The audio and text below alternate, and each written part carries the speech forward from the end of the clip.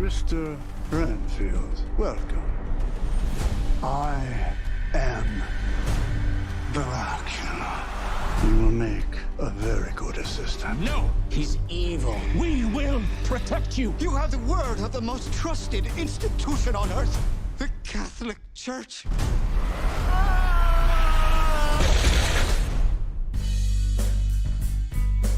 Renfield, your sole purpose in life is to serve me. Now, let's eat.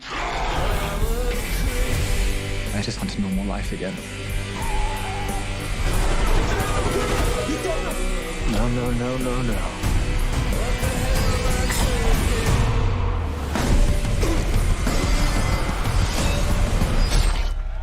God bless you, Mr. Renfield. Oh, God bless you, nuns. You're a hero. Robert Montague Renfield. Let me explain. I work for Dracula. Count Dracula?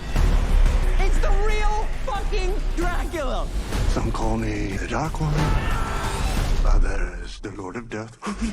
So you bring in people to eat? Well, I do other stuff. Like what? Wash his cape? The cape is dry clean only, strictly. Yeah, I will wear this shit. This fly, yeah. Look, I don't think he's such a bad guy, but you're never really gonna be free until you face him. I will no longer tolerate abuse. I deserve happiness. Let me explain something to you, okay? You deserve only suffering. I will unleash an army of death. Everyone you care about will suffer because you betrayed me. We have to stop him before sunset.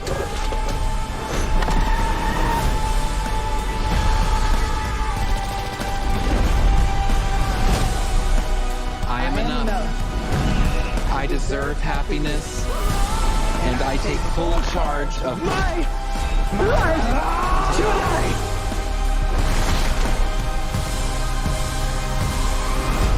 You know when something crazy happens and someone's like, it's okay, I've seen way worse?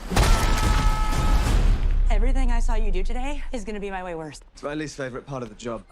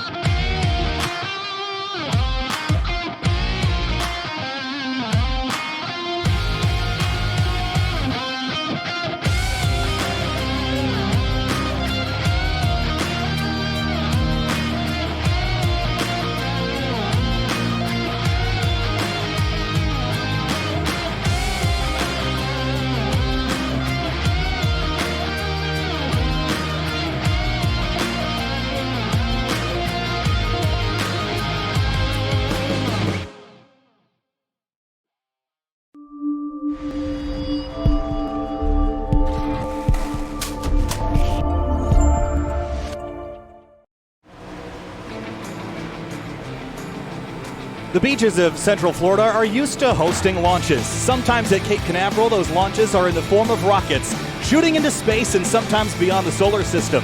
For half a century, though, Daytona Beach has held its own space race, first on the sandy beaches, and then around the 2.5-mile, 31-degree banked Daytona International Speedway. Tonight, the kickoff of the 2023 Area Cup Series will contest 100 laps at this historic speedway. While the cars may never leave the soil, the racing will be out of this world. Ironic then, at the world center of racing. 100 laps, 250 miles, enough distance to drive from here to the space station almost exactly. Welcome to Daytona International Speedway, Sim TV, and the Area 500. Hi everybody, Kyle Heyer, joined as always by Finney DeCuna, Hunter Sleppy, and on pit lane by Eric Wineland. Guys, welcome aboard. Thrilled to be back for Cup Series action with the Area Series again. Yeah, honestly, glad to be back. Last season was our first full season here with the Area Cup Series and the Area Racing League in general, and boy, was it fantastic racing all season long. And Kyle, can't wait to do it together again and have some great racing coming up here, Hunter. Absolutely. Cannot wait. It's season 4 already. Feels like the off-season is just very brief, but they'll get a few weeks off and then some for the drivers to recoup and kind of get their focus back into get back into the rhythm here.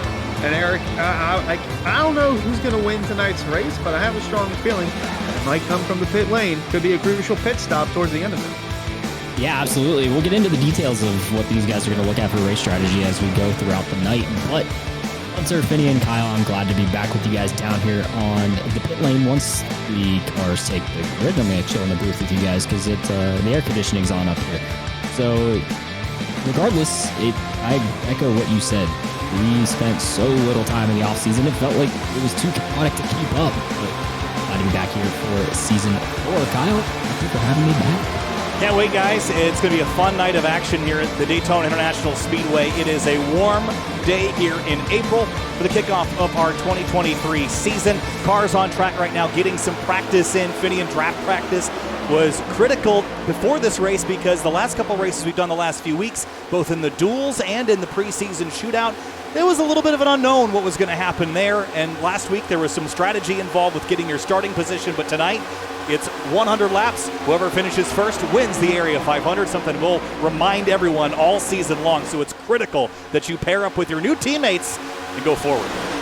Yeah, I got some new teammates, new cars, new drivers, a whole bunch of new things coming on the track, and we have a lot of time with a lot of racing up ahead to go over all the new names, faces, not really new manufacturers, but a lot of teams in new manufacturers. Speaking of which, Jake Nichols in not the 91, the 73 Chevy Camaro. That's going to be hard to say after wrapping a Toyota Camry, taking that thing to victory lane many, many times last season. And back to the original number that he used to run in the Coca-Cola iRacing series. And Solar Flare Racing has also picked up a new driver, and that being Nate Trito. I believe Dwayne Culberson is still a satellite driver, still has the Solar Flare colors and name on the car, but Nate Trito is a big pickup for that team.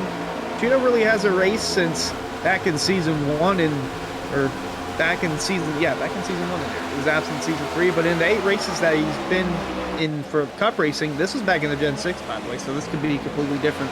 3 wins, 3 top 5s, 4 top 10s, and 363 laps flat. That's in 8 races. Imagine with 17 races under his belt and in the next gen car, what that Trito machine can do. Yeah, I mean, I got to race against him in season 1, Hunter, as I took part in that season 1 race, and man, he's a menace to try to beat. He's the Jake Nichols of season 1 here in area, but arguably brought in your toughest competition potentially in the season if you're Jake Nichols. But Nate, pit report here for you already. Nate not going to make tonight because he is currently already en route. He may already be there by now in Nashville, going racing in real life tomorrow.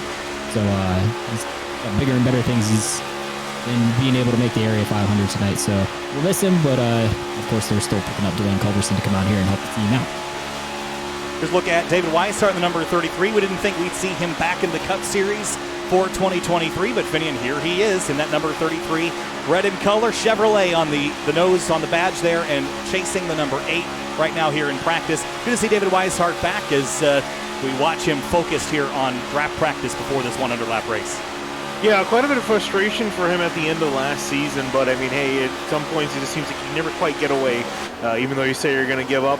But he is entered as an open car this season, so I'm not sure if he's planning necessarily running the full calendar, but I think we'll see that 33 beautiful red and black 33 Chevy Camaro out on the track. And as you mentioned, saw him on the camera, laser focus, learning, practicing here. These guys got just about 10 minutes of warm-up, and that's it. No qualifying because we already set the grid last week. And these guys are going to be out there on the track for 100 laps. Here's a familiar face to Sim TV and a familiar voice for those who have watched back in Season 3. Just a few weeks ago, you heard the voice of Connor Horn here, and he's actually part of a new team, 609 Motorsports, to the Area Cup Series, so that'll be fun to watch for us in the booth. Going to have Jeremy Miller and Skylar Shackelford as well on the team, so a new team, new drivers, new faces, and first big race is at Daytona. I cannot imagine what's going through the mind of those drivers right now. So one of the benefits of new season is Kyle Heyer and Finian Dakuda on the production side of things, giving us some brand new graphics, as you guys will see on the left, and some awesome new insights like the in-sim cameras will show off tonight. This is Ricky Springer in the number 51, looking to make a run at it with newly formed team Solid Rock Performance, SRP. Out here in his VR, I don't think I could do what Ricky's doing right here, because I've ridden a VR roller coaster before, and my friends rocked the rocking chair I was in a lot through the roller coaster, and I almost lost my lunch. Yeah, I've only gotten the chance to try it in iRacing once, and that was back when Finian had his in college, and I liked it. I've never really subscribed to the idea of committing to it, mostly because of the comfort perspective of it, but I think if I tried, I'd really enjoy it. I have to have triple screens for obvious reasons to produce these shows anyway, so you might as well go that route, but Finian VR, it's definitely an emerging technology. It continues to get better and better, and some drivers swear by it, and some drivers can't even make it a couple laps without getting sick. No, I remember honestly what Eric was saying with it. It took a while to get used to VR because you kind of adjust your brain to the fact that you're moving at 200 miles an hour, but not actually physically moving at 200 miles an hour. So, and some people, it's definitely not for everyone. But if you can do it, if you're able to do it, if you're able to afford to do it, it is so immersive. You get so immersed into what you're driving, what's going on the track around you. You feel like you're actually in a car, and you get a look at the apex, look around you, physically move. It's such a unique experience, especially with these hardcore sims like iRacing, Assetto Corsa, and especially now with the latest VR headsets, it looks really, really good. Dom DeLeo's looking for Ricky Springer, so are we. As we wait for him to jump back in here. Well, Cameron Hearn is also looking for him as well. That was just him in the 4-car, new team for Cameron Hearn. He's part of Fazikis Motorsports now, and mentioned Dom DeLeo there as well. Boy, he's kind of reshaped that program. Added Michael Kern and Cameron Hearn as well. Still got Greg Mitchell moving up towards Cup side of things. But thing about Dom DeLeo, consistency. And Cameron Hearn also good at consistency. Michael Kern is also good at consistency because he made it to the championship for being in the right place at the right time at Auto Club, and just by being consistent. Had an average finish of 10th a season ago. Looking to continue that with new team in Fazikis Motorsports. Yeah, Michael Curran's going to be one interesting one to watch as we watch the number 22 travel down the backstretch here, getting up to speed. Guys, how much do you... I'll turn this one over to Kyle. No, you don't do a ton of oval racing with us here on iRacing, but how much do you think these guys sit here and practice and really dig into figuring out the draft? Yeah, that was something I wanted to touch on before. Just the way that we saw drivers enter this session, I know that I get a little bit lazy with practicing for plate races sometimes, so I wonder how much practicing these guys really did. I imagine that the top guys, the guys that we're going to see up front all night tonight, those were the guys that were practicing a bunch. I bet you there's a whole lot of drivers that go, it's a plate race. All you do is hammer it, turn left, and avoid the accidents. I think you're going to see some of that be a factor tonight as well, Finney. And I think drivers get really comfortable with the idea that the draft is going to save them all night long, but it doesn't teach you the racecraft that you need to have to do well here at Daytona. No, it definitely doesn't. And I saw in the duels a lot of guys experimenting with the way the draft works, trying to be a little bit more aggressive because there weren't points on the line. And I think now with this race, obviously we're going to see these guys be a lot more conservative, at least towards the beginning part. I think the second half might be where we see things get a little bit more chaotic when the laps start to wind down. But I've been watching these guys carefully in practice. A lot of guys still doing a little bit of experimenting, seeing where they can poke a hole, where they can make a move, how aggressive they can get, because it's a very, very fine line to balance between being aggressive and then wrecking half the field. Speaking of aggressive, you just saw the 7 there of James Scioli. It's a new addition to Lucky Duck Motorsports, and Scioli had a pretty solid season ago. Had a win, 8 top 5s, 8 top 10s, average finish at 16th, but 2 poles and almost 300 laps led. It's some very much needed leadership going into Lucky Duck Motorsports with the success that Scioli's had, not only in the Cup level, but in the Pro Series level as well. Going to be big for Douglas Newbigging, Michael Sturgill, and rookie Cedric Hunter for Lucky Duck Motorsports. Excited to see what the 7 can do in Season 4. And you could argue, I mean, if the NASCAR College Series didn't have run on the same nights as area, that James would have been in more playoff pictures throughout area season 3 as Lucky Duck gets their draft practice in here. So touching on strategy, you guys mentioned it. So this is going to be a 2-stop race for these guys here at Daytona. For the 100 laps that this race is set to be, the most you can go on fuel if you really try to stretch it and save is just over 40 laps. I expect the window realistically to be about 36 to 40, but it'll be all about when these guys decide to make those strategy calls, if they do, because as we know here in the Area Cup Series, Kyle and Finian, we generally don't see a ton of green flag start to finish races. Race is coming up here in just a couple of minutes, so stay tuned with us here for the Area Cup Series Area 500. Pre-race ceremonies start now.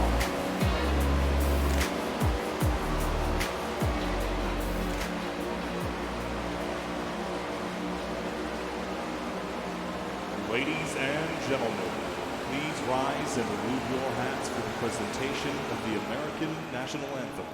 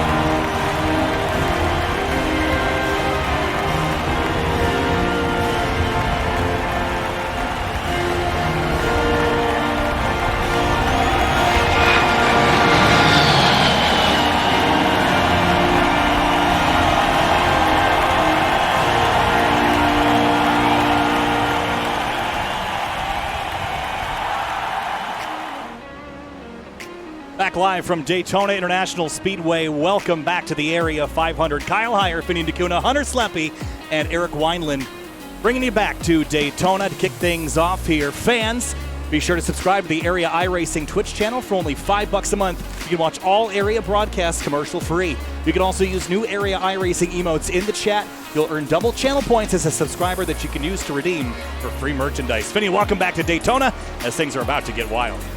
Yeah, can't wait to see these guys get out there on the track. First points of the season are going to be awarded, but a little bit more in store for these guys as well. As also $100 going to the race winner. So trying to see if they can get out of here at Daytona with a bunch of points and a bunch of cash. Indeed, we got big cash prizes on the line, not only just for the top 5, but also for those who lead the most laps and is the hardest charger of the race, aka the biggest mover. So $200 prize purse here, $100 going to the winner of the Area 500, $50 to second, $30 to third, $10 for fourth and fifth place. But sponsored by Elwood Designs, we have a couple Daytona challenges up for grabs. Driver who leads the most laps tonight will win a $25 Amazon gift card, and the one who is the biggest mover of the race, aka the hard charger, that would go, $25 Amazon gift card would also go to that driver as well. So plenty of opportunities up for grabs for these 40-plus drivers tonight. Absolutely, Hunter. We'll be bringing you guys all the stories in action throughout the field tonight. We're going to turn it over to Kyle Heyer and Finian DeCuna for tonight's starting lineup. All right, let's kick things off. For the first time this season, our Roasted Gems Coffee starting lineup. Finian, let's kick things off. Row 1, Cosmo Nishiwu in that number 84. Jake Nichols in his Camaro starts on the outside of that front row. Yeah, moving on behind them in row number 2, Jeremy Miller in the number 30 machine next to him, lined up the 77, and Jacob Bell in 4th place. Starting in row 3, it's Seth Noel in the number 1, alongside Connor Okrezik in the number 14 and 6th. Luke Knopf's going to line up in 7th place in the 05 next to Med Robertson in the 64 in 8th place. 9th place will be Douglas Newbeging in the number 71. Travis Beckner, last year's Area 500 winner, starts 10th in the 28 car. Back in row number 6 and 11th, it's the 46 of Nick Silver. Next to him, Jordan Martin in the 11 in 12th place. Starting in 13th, it's Michael Curran in the number 24. Made it to the very last round of the playoffs last season. Going to try to do that again this season. AJ Roderick starts 15th in the number 56.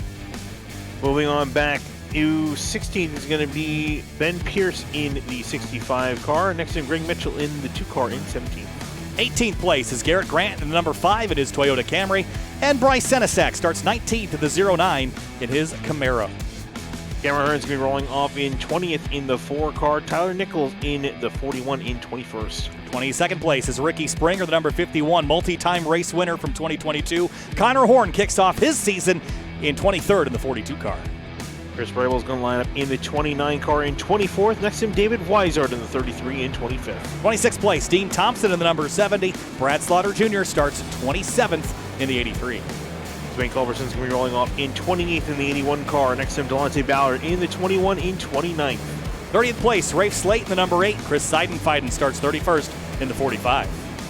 And we got Jonathan Cogswell in the 27 car in 32nd. Ryan Hart's in the 3, all the way back in 33rd. 34th place, Brandon Six in the number 66. Dom DeLeo starts 35th in the number 22. Cedric Hunter in the 07s, line up in 36th place. Next to him, David Elliott in 57 and 37. 38th place is Michael Sturgill in the number 17. James Scioli starts 39th in the number 7. And Ryan Swan brings up the rear in the number 67 car. All right, Eric Wineland, who you got winning this race? You know, the easy pick would be Jake Nichols, right? I mean, the man nearly qualified on pole. Cosman and him have shared the front row 2 seasons in a row now. But no, my pick is coming from row number 8. AJ Roderick in the 56 car. That Simrat Market car is so beautiful. I expect this man to get it done on the super speedways. It's anybody's race out here. Finian DeCuno, who you got winning? Ooh, who do I got winning? I'm going to pick Jeremy Miller, the number 30 machine. We've seen what he can do in the past. I think he's got what it takes to get winning here. And Hunter Sleppy, who you got? So interesting note, the winner, average starting spot of the winner has come within the first 4 rows. I think it will stay the same. Connor O'Kreswick is my pick to win. All right, let's see who's got it. I'm going to take the pole sitter, the number 84. Time to go racing from Daytona International Speedway, the world center of racing. 100 laps, 250 miles. 4 miles short of driving all the way to the International Space Station here in Central Florida. Green flag flies, and we're kicking off the Area Cup Series season from Daytona.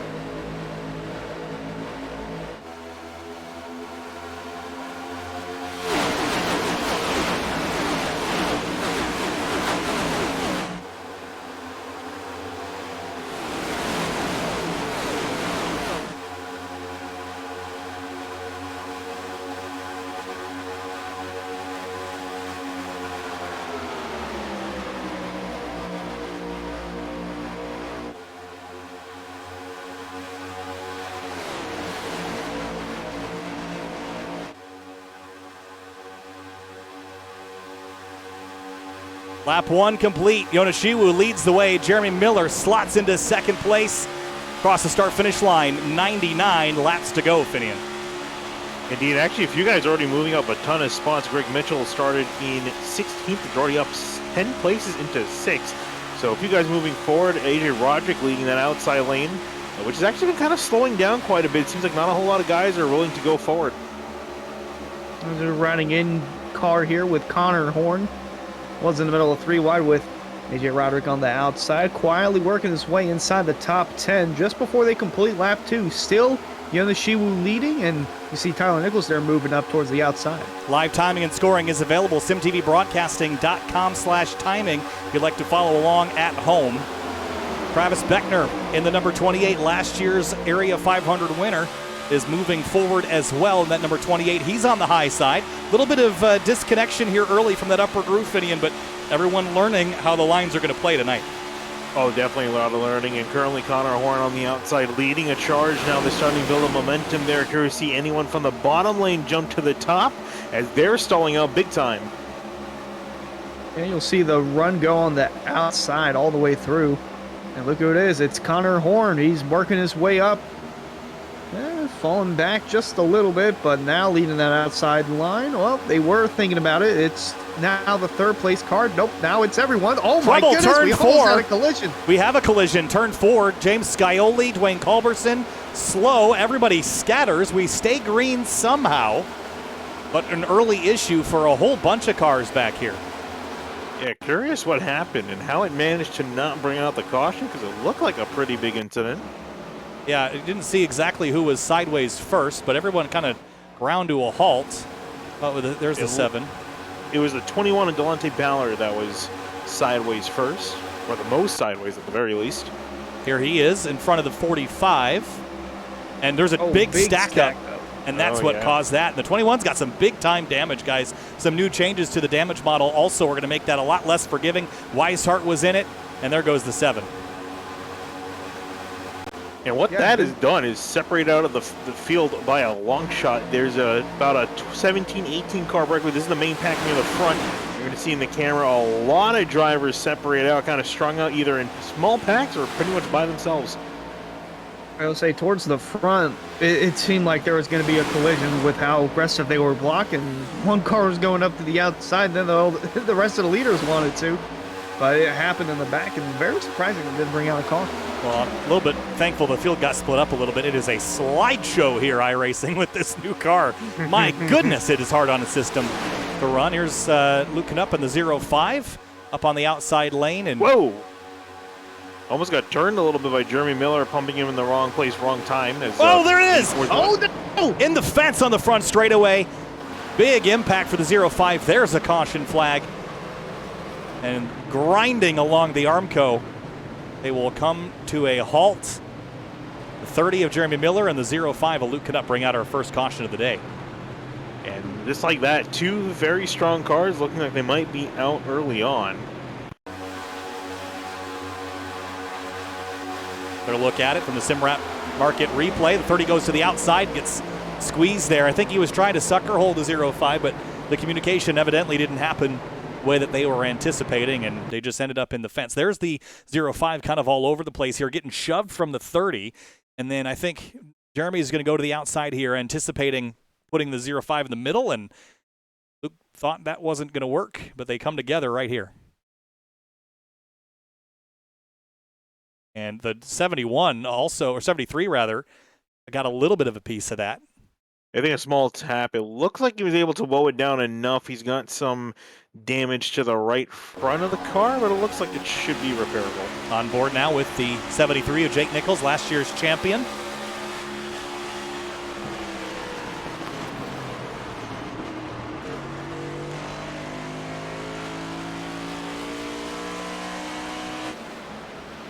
And everyone takes a breath. No kidding. So this will bring the field back together after that earlier incident. But I think we learned a couple things. The drivers are aggressive. They're willing to go for it right now. Eric Wineland's on pit lane with an update. What you got, Eric? Hey guys, so yeah, plenty of radio for you to listen into. First, here's the incident that brought the yellow out between 609 Motorsports, Connor Horn, and Jeremy Miller. Not happy with Luke Knupp and what he did. Well, we're trying to get by it because he couldn't hold a line, and you're running the middle. You're not supposed to run the middle. He's just horrible. I mean, he's always sucked. So first talking there was Connor Horn, as you guys will get used to the voice throughout the season, and Jeremy Miller chiming in as well. But that wasn't everything there, because Jeremy was not happy, Cosmin Yonishiwu, our leader, was not happy with Jeremy Miller. Here's his clip from lap number 3 of the race, Jai. Like, he's shoving me in the right rear and then just backs up off a football stadium. So as these guys are down here on pit lane in front of me, I'll give you guys this quick report here. 4 tires and fuel for some. Some are just fuel onlys, like Travis Beckner in the 28 and the 5 of Garrett Grant. The top 8 have stayed on the racetrack. And Brandon Six missed his pit stall. He just rolled straight through. He couldn't find it. Weishart also a touch and go on fuel. Same with Dwayne Culberson in the 81. Everyone else beyond, I'd say, 20th place, guys. 4 tires and fuel instead. Except for damage repair here for the 30 car in front of me. He's got massive right front damage. on this number 30. We saw So, a touch and go with the 33 on the 70 as well. Oh, darn it. You Spun beat me around. to it. I was just going to say that too. Spun around the Words 70. right out of my mouth. Look at us all go. Great minds think alike, guys. Yeah. No, I didn't quite catch that one in front of me. Oh, we did. Let's watch it but- again. Here we go. He was coming into pit lane right ahead of the 22, and he slows up. There's the 33 in behind him. And I think he's going to slow kind of in this second lane. But look at the 33 creeping over to the left, and right there, bam, turns him around. I think he was looking for a stall and couldn't find it. That's always the difficult thing with this, where you're still trying to find where your stall is, because you have an idea of where it is based on your starting position, but it's always quite hard to actually figure out because you don't really know until you have your first pit stop. Well, there's the other thing there. These guys got their starting positions a week ago in the dual races, so they're not used to it and not necessarily knowing properly. I mean, that's a case of not doing your homework before the race, but yeah, unfortunate there for those two. But I got one more piece of radio for you guys. This is the incident that did not bring the yellow out. This was Solar Flare Racing Delonte Ballard talking about what happened. It was just a huge checkup in the bottom lane, and yeah. So he did have some other words in there. They were explicitive words that I did not want to utilize on the broadcast for you guys. Not happy in that 21 camp, especially since it put not only him behind, but a couple of his teammates as well. But the yellow came out, stacked them all back up. Kyle and Finian, going to be a long night if they keep this pace up. Well, lap 9 of 100. We're on right now. The field is getting re-racked and restacked to go again. And an interesting first 9 laps, certainly a dramatic first 9 laps. I bet you the next 92 are going to be of similar excitement level. Your front row for the restart is the 84 Cosminiona Shiwu and the 1 of Seth Noel. He'll be in the Celsius Camry on the outside. Nick Silver in row number 2 in the 46 car. He started 11th. And Greg Mitchell, the number 2, started 16th up to 4th on that opening run, Finian. Yeah, I was going to say, it's kind of crazy. We're not even 10 laps into the season. Guys are already at each other's necks. So I guess we might have an interesting season in store over the next couple of months. I mean, tensions are high, too. I mean, we got prizes on the line. We got $100 going to the winner. The top 5 are getting paid out. If you lead the most laps, you get a gift card, $25. Same thing with biggest mover of the race, which we'll have to keep an eye on throughout the event. But the base car is rolling in. About to go back green. Try this again. See if we get a long green flag running. Green flag back in the air for the Area 500. Back underway from Daytona International Speedway. A good launch by Yonoshiwu and Seth Noel. Everyone else fans out behind. There's Connor Horn on the outside. That green, yellow, and white Chevrolet Camaro. Here's Bryce Senesac on the inside now, pushing the 46. Tyler Nichols in that 41, glinting in the Daytona sunlight. Nice electric blue on the 41 this year. Yeah, a lot of fantastic paint schemes all around by these guys. Did a great job in the offseason. A lot of beautiful colors on the grid and some beautiful colors trying to move to the front. The 46 and the 09 going up to the top side. Nick Silver trying to see if he can lead a lap here. Guess you could call him the silver bullet because he just shot up to that lead like there's no tomorrow. But Yonoshiwu getting help from Seth Noel down on the bottom. Going to be close here this time by. They come across 10 laps complete. Give it to Silver at the line. Tight stuff here. The complete lap number 10. Jonathan Cogswell in the 27, best known last season for missing all the wrecks. That's a great trait, great strategy to have coming into Daytona. We'll see how he does. Gives the 42 a shot there mid-corner. The 64 of Ed Robertson. It is tightly packed on the back straightaway as they rock it down at 195 miles an hour. Yeah, they're also very tucked together, nose to tail, especially in the top lane.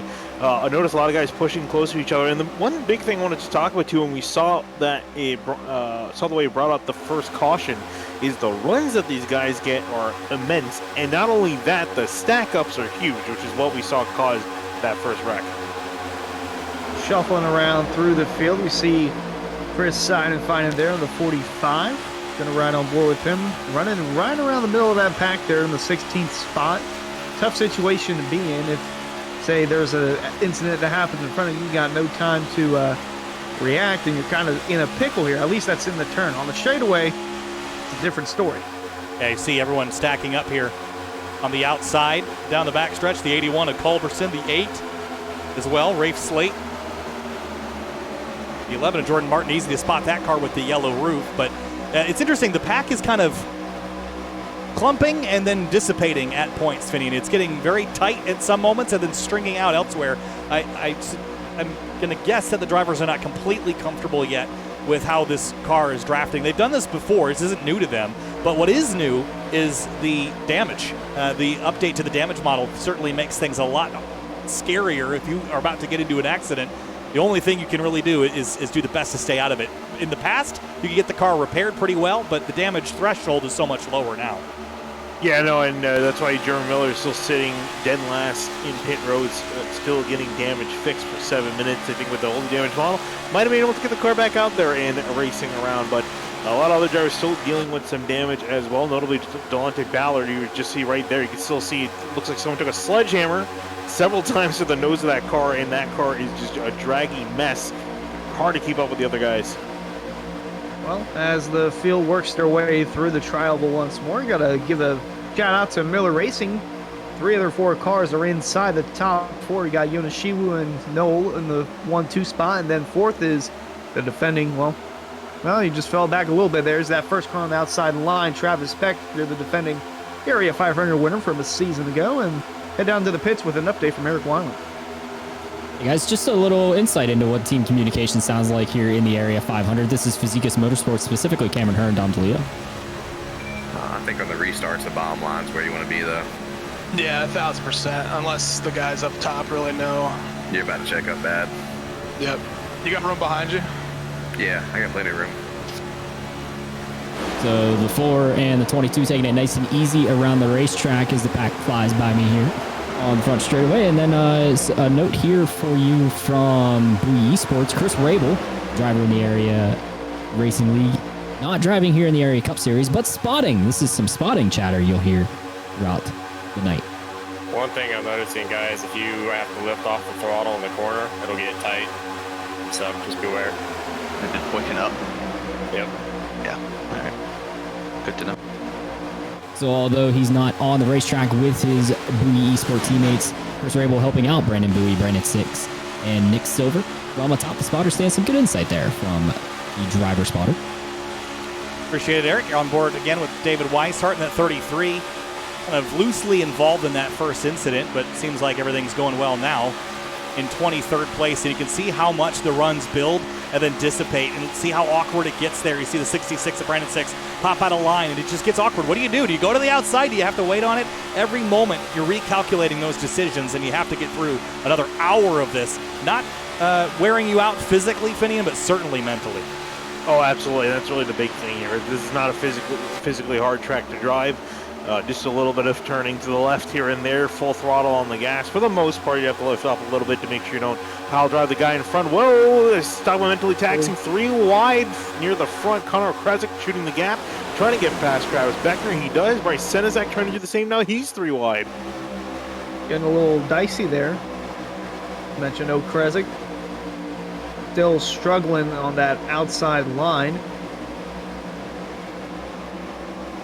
It's getting very spicy. The 5 of Garrett Grant, the 45 of Seiden. Fiden splits him 3 wide. The 22 of DeLeo on the bottom. Look at the 29 of Rabel go to bottom 3 wide. There were 3 wide everywhere. Big stack up there as the 22 has to lift to avoid shooting Jonathan Cogswell up the banking into turn 3. And the size of the runs here is the most dangerous thing, Finny. It's not that they're getting them. It's that they're getting 10, 12, 15 mile an hour advantages over the next car ahead of them. Yeah, it's an absolutely huge advantage, and then that's where you see a lot of guys having to check up. You can see right there on the bottom lane, everyone having to stack up, and that's when it gets dangerous. That's where you're going to see a lot of the wrecks happen, but looks like we made through that skirmish okay in one piece. Connor Kresick now stuck leading the outside lane, and everyone that was involved in that fight going 3 wide, they lost a huge amount of time to the leaders. And it seems to be a single file formation for the most part down on that bottom line. You got to go back to, I believe, Connor Horn. Is that him leading outside? Yes, sir. Yes. Yeah, Horn in the 42 leading that outside line for 609 Motorsports, a new team to the Area Cup Series, and going to be exciting to watch them tackle the Season 4 slate all season long. And here's in-car of Connor Horn. Did not know he was from New Jersey. Shout out. He's maybe 2 minutes away from me, at least the river. Delaware River. Then I could go into Jersey, but in the Charlotte area now, but Hails from New Jersey. Either way, represent, because he's got Jersey on the hood there. Leading the outside lane, trying to get it going with Okresic pushing. Yeah, big shove there from Okresic. Look at the run that's going to get up to 6th, then to 5th, then maybe to 4th if he can pull up alongside Nick Silver in that 46 car. And once this race gets going green, you can see how fast the laps tick away, Finian. Almost a 5th of the way complete already with 1 yellow under our belt so far. Yeah, it's going to tick by a lot quicker now with these guys going green here. We'll see how long they remain doing so. I think that first caution is going to definitely set the tone. These guys are going to dial it back just a little bit for now. Get through the slog. They still got 80 laps to go before we're near the finish. So a lot of laps ahead, a long road ahead for a lot of these drivers. It's a matter of keeping the car clean, not getting yourself wrecked out too early. I'm getting curious though with seeing this outside lane making up a charge. We've been seeing them pretty much get up to maybe the 3rd or 4th car, and then they stall out easily. Hunter, what do you think? What do you think these guys are going to try to do on that outside lane? What can you do? Well, you see Weishart making the 3 wide, but I'd say the one thing is stay grouped up, because now they just singled out Travis Beckner, but you're going to want to stay grouped up. If you keep moving around, rotating like we see now, you're not really going to go anywhere. And it's about the straightaways. They're not going to gain too much through the turns, but like you saw down the back straightaway, they get those massive runs that the inside line cannot get. As we have another update on pit road from Eric Weiland. Hey guys, some radio from Weishart Racing, specifically Brad Slaughter, David Weishart. This is a few laps ago when you guys made note that everybody was 3 wide. I'm gonna shoot that middle. Oh, I got a huge run. Yeah, just take it. That's a rock. How long before people start yelling at me, you think? Everybody's doing it now. All right, let's go. I think everybody got sick of it at the exact same time. Connor got sick of Travis not being able to lead all that well. So as the pack roars by me here on the front straightaway, these guys trying to get settled into where they want to run this fuel stint out. We got a while before we even think about pit stops. Probably about another 20 laps for the top 8 that did stay out. Another, I'd say, 25 for those that did come down and grab service. Wow, that was dicey. Sorry, Eric. That was very dicey out of turn 2. Weishart took Connor Horn 3 wide, and everybody followed him. Bye-bye, Connor Horn. He's dropping to the back. Yeah, it's a tough thing. These guys are trying to stick on the outside lane, stay a little bit away from the guys on the inside to avoid getting side drafted. That'll open up the door for Weishart to stick his nose and get that spot. Now Horn is 3 wide, Travis Beckner, and the 4 of Cameron Kern, who's inside. And now leading that outside line is the 33 of David Weishart. And an interesting note here on Weishart. Yes, he did say he was going to retire from Cup competition, but he's only coming back for a couple of races, those being the Knights Race Area 500 and potentially the Southern 500, unless, oh my goodness, that was Slaughter there in the back and nearly got into the wall. They are really pushing on the outside line. Unless he wins the Knights Race, then he could contemplate running a full season, kind of like Brad Slaughter back in Season 2. He's only going to run the Area 500, won it, decided, why not, and then went for a playoff push. So maybe we can see the same tonight out of the 33 of Weishart. They almost junked it down the back straightaway there. That was very close, but they made it out the other side. David Weishart, remember, he started 24th in this field. He's up to P6 right now and getting a push from last year's champion, 73 of Jake Nichols. If you want to win the championship this season or any other, you have to beat Solar Flare Racing's Jake Nichols. That's just a fact of life, Finian. And so far, we haven't seen as much strength out of the 73 that I think we thought we'd see, but he is always there when it counts, even if it's not Daytona this week, next week and beyond. That 73 car is always a safe pick.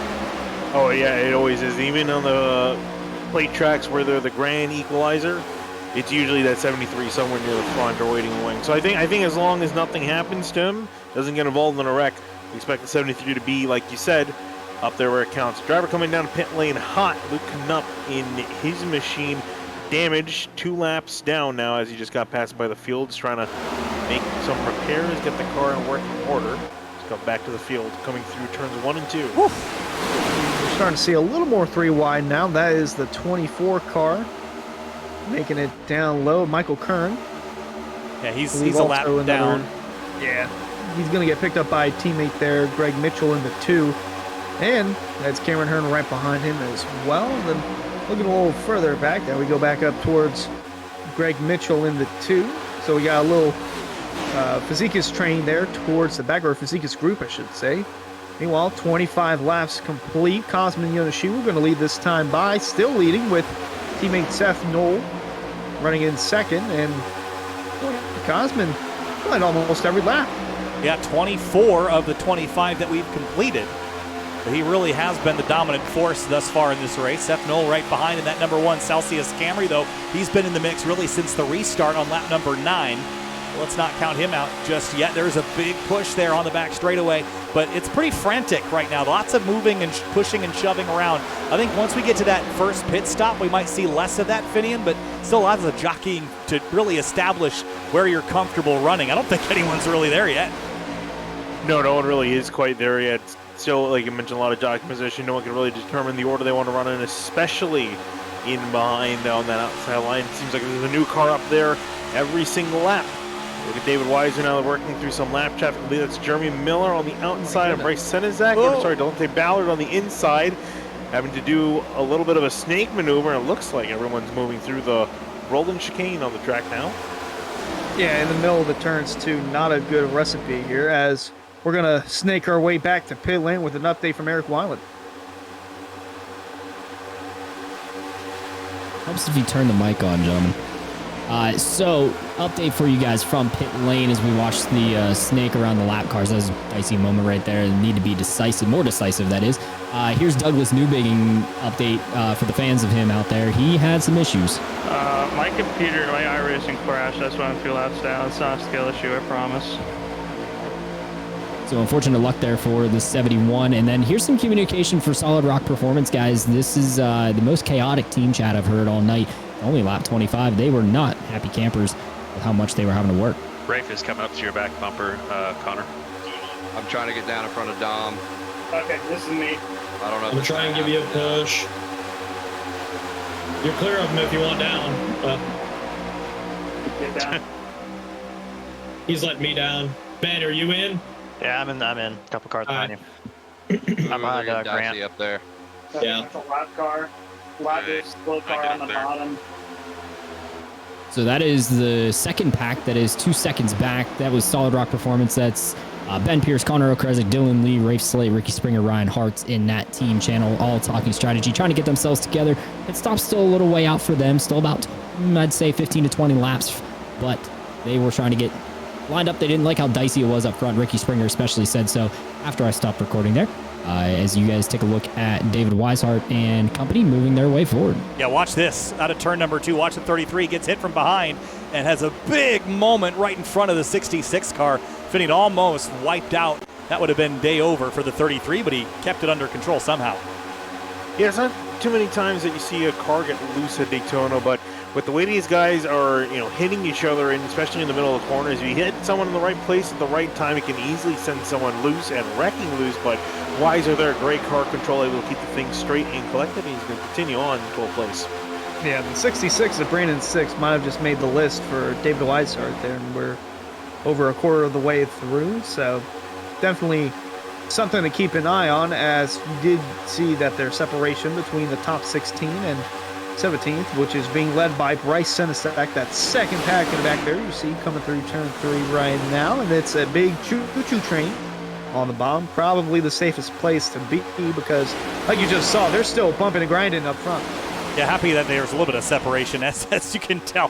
Whatever it is with this next-gen car here in iRacing, it is actually impossible to get good performance with a full field of cars. And I wonder if that's one of the reasons why we heard a couple people have performance issues or have the game crash, Finian. It's just so stressful on systems to run this particular car for whatever reason. And with that, it gets hard to get a full field of cars in one shot without looking like a slideshow. But Yonoshiwu continues to lead. He's got everybody in the mirror, and got the mirror turned off. Can't see anybody. That's good news for the 84. I'm sure he'd love to do that, not have to worry about 40 other guys or 39 other guys in behind him trying to take this win away from him, but he's still got to worry about that. The guys in the back there, you can see they're trying to get a little bit organized. That second pack, catch the leaders. And the reason they got separated was the lap cars that they were coming through when they're catching Jeremy Miller and Michael Curran, I believe, and put those two a lap down. So they're trying to catch back up. They've gotten themselves back organized and slowly working their way up to the front. Yeah, some navigate around the moving chicane better than others. That's why we have the separation, although it is much Whoa, needed. look out. Oh, DeLeo just got blocked big time on the back straightaway by Chris Rabel and almost put both of them in the wall.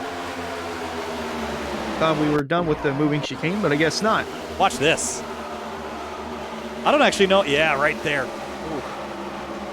Quick thinking on everyone's part on the Sim Market replay to get that all woed up, but that certainly killed some of their momentum and got him disorganized. One car in the grass, and that's going to be a big mess if he can't save it. He does. Ben Pearson, the 65. What a save. Great execution of car control right there. Here's how he got there. Was he going to get turned? Oh, he had some help. Jeremy off in the nose of Jerry Miller after a checkup. Went through the grass, and then that joining back onto the trial was really tricky to manage because it just throws the car out of whack. Great job there. It's almost shades of Brad Keselowski from the Daytona shootout there about 10 years or so back. That makes me feel old saying that because he was in the number 2 car, the Miller Lite racing car back in 2014. It was almost reminiscent of that, but he kept it straight, and we're still green flag racing here from the World Center for Racing, Daytona. Just one yellow flag so far. That happened on lap number 7, and since then we've been all clean and green. Working lap 34, pit stops on people's minds now, and this is when you have to start finding your teammates, and here's one group that has done that. Jake Nichols and Tyler Nichols in the Solar Flare Racing Chevrolets paired up on the outside. You have to have a friend. It doesn't have to be a teammate, Finney. It can be anybody that you want to work with, but you have to have the same strategy and be willing to work together to get this green flag pit stop done effectively. Yeah, that's the thing, too, you have to talk about as well, is there's quite a few guys that didn't come into pit at all in this race so far. Quite a few, in fact, majority of the field, other than maybe about, let's say, 8 or 9 drivers, came down to pit lane after that first and only caution we had around lap 7 or 8. So some guys are about 7 to 8 laps better on fuel compared to most of the rest of the field. So we're going to see pretty much 2 distinct groups of drivers come on down. Connor just have both of his hands in behind his head, or one of his hands behind his head? He's that relaxed. You'd have to be a menace if you have 2 hands off the steering wheel in the middle of the turn at Daytona. But yeah, pitting is going to be interesting if it's done under green flag conditions because yellow could come out anytime, but we don't get that. These guys do have to make green flag pit stops. Oh, Breck. Speak of the devil, there it is. Yellow's out. Forget everything I was going to say. Travis Beckner involved. Oh, last year's Area 500 winner, and he's got, looks like a little bit of damage to the left rear. Let's see if we can find what happened here on the Simrat Market replay. And just gets turned off the nose. Ooh, that was a big hit. Right, 29 of Chris Rabel Rabel too. Yep. Who was that car in behind him? That was the 4, Cameron Hearn. And again, the same thing we saw earlier. A checkup, and then right there, it's turned around, and pow, gets kind of pile driven into the outside wall.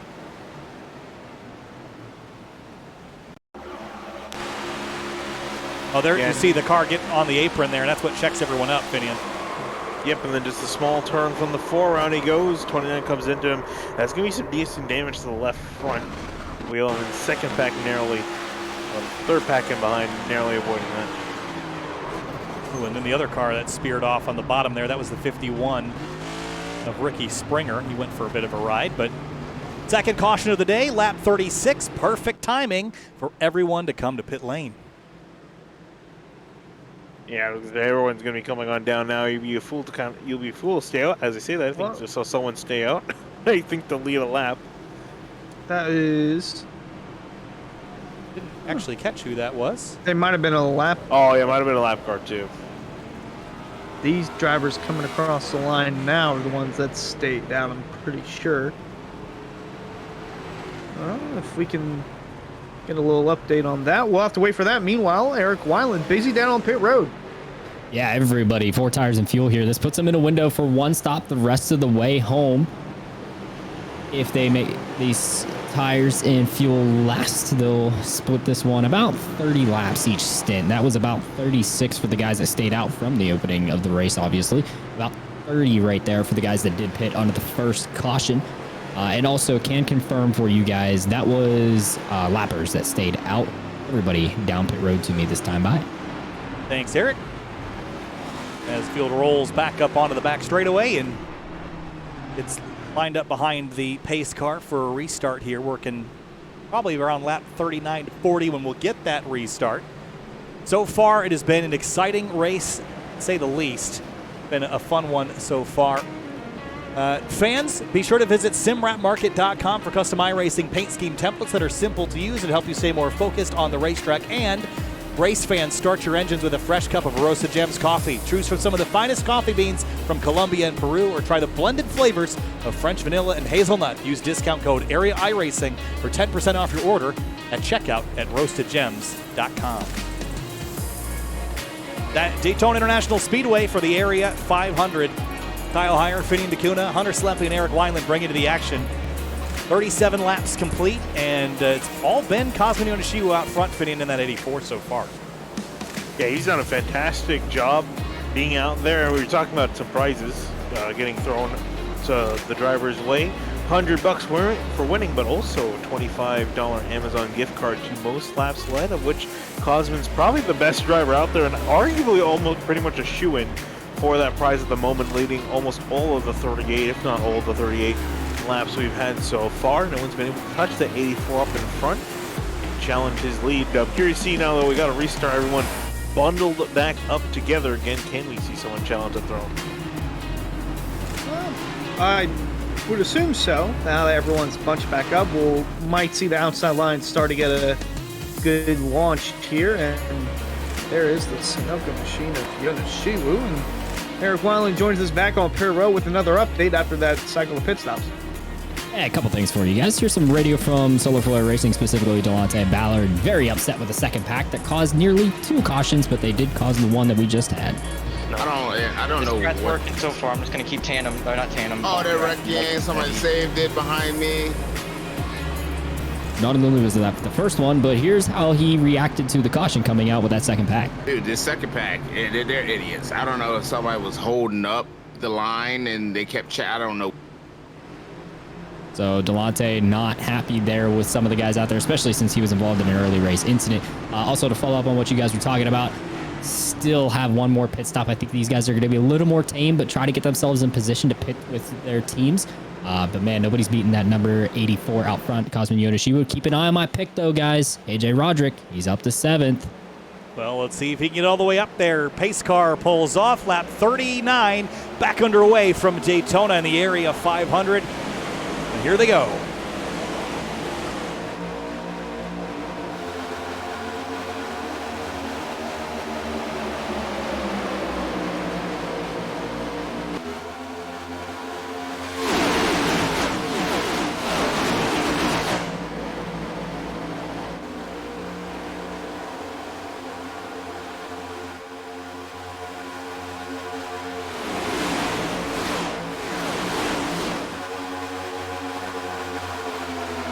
Ed Robertson slots into second place. Jake Nichols, Tyler Nichols, 3rd and 4th.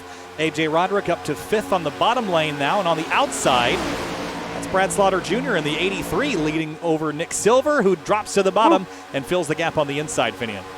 Yeah, he dropped to the bottom real quick there. Oh, and actually Brad Slaughter going to get forced 3 wide. Connor Horn sneaking his way on through. The 07 of Cedric Hunter is also going to slip his way on through, and you saw Brad Slaughter there get bullied out of position. You cannot leave a gap.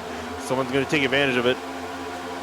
Well, unfortunately, he cycled back in a position on the outside or whatever there was left of. We're 3 wide in the second pack. That's kind of a dangerous move. I mean, that's where the second caution happened from, that wreck in the back. And early in the race, we had one earlier on that did not bring out a yellow, so keep an eye on that because it could go haywire. But back up front, it's still Yoneshiwu leading. Outside line starting to get somewhat reformed. Connor Horn once again at the charge from that position. Might have some guys on the bottom here jump up to that top. Connor Horn trying to carry some momentum to the outside lane right now. And you'd never know that he's in this position. He looks so calm behind the wheel. even reaching up to adjust the headset right now as he heads down the back straightaway. Look at the run he's got, though, challenging the 84 for the lead. No one has really been able to go up there and just take it away from the 84 just yet. Yeah, for Connor Horn, it's just another day in the office for him. Nothing to worry about, nothing to lose as he's riding on the top lane here. I think he feels like he's got everything under control. He's been very adamant about being up there in that top lane. He hasn't had quite the momentum he's needed, though, to try to get himself up near the front to take the lead, although now he's got probably the strongest run we've seen him have all race long here.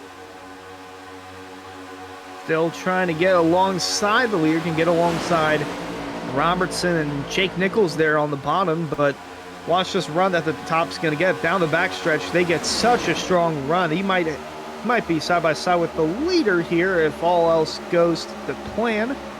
Not as big a run this time by, but most other times on the backstretch, the outside line just takes off like a rocket. Through 3 and 4, outside lane trying to build momentum, but the bottom still has the strongest run for now.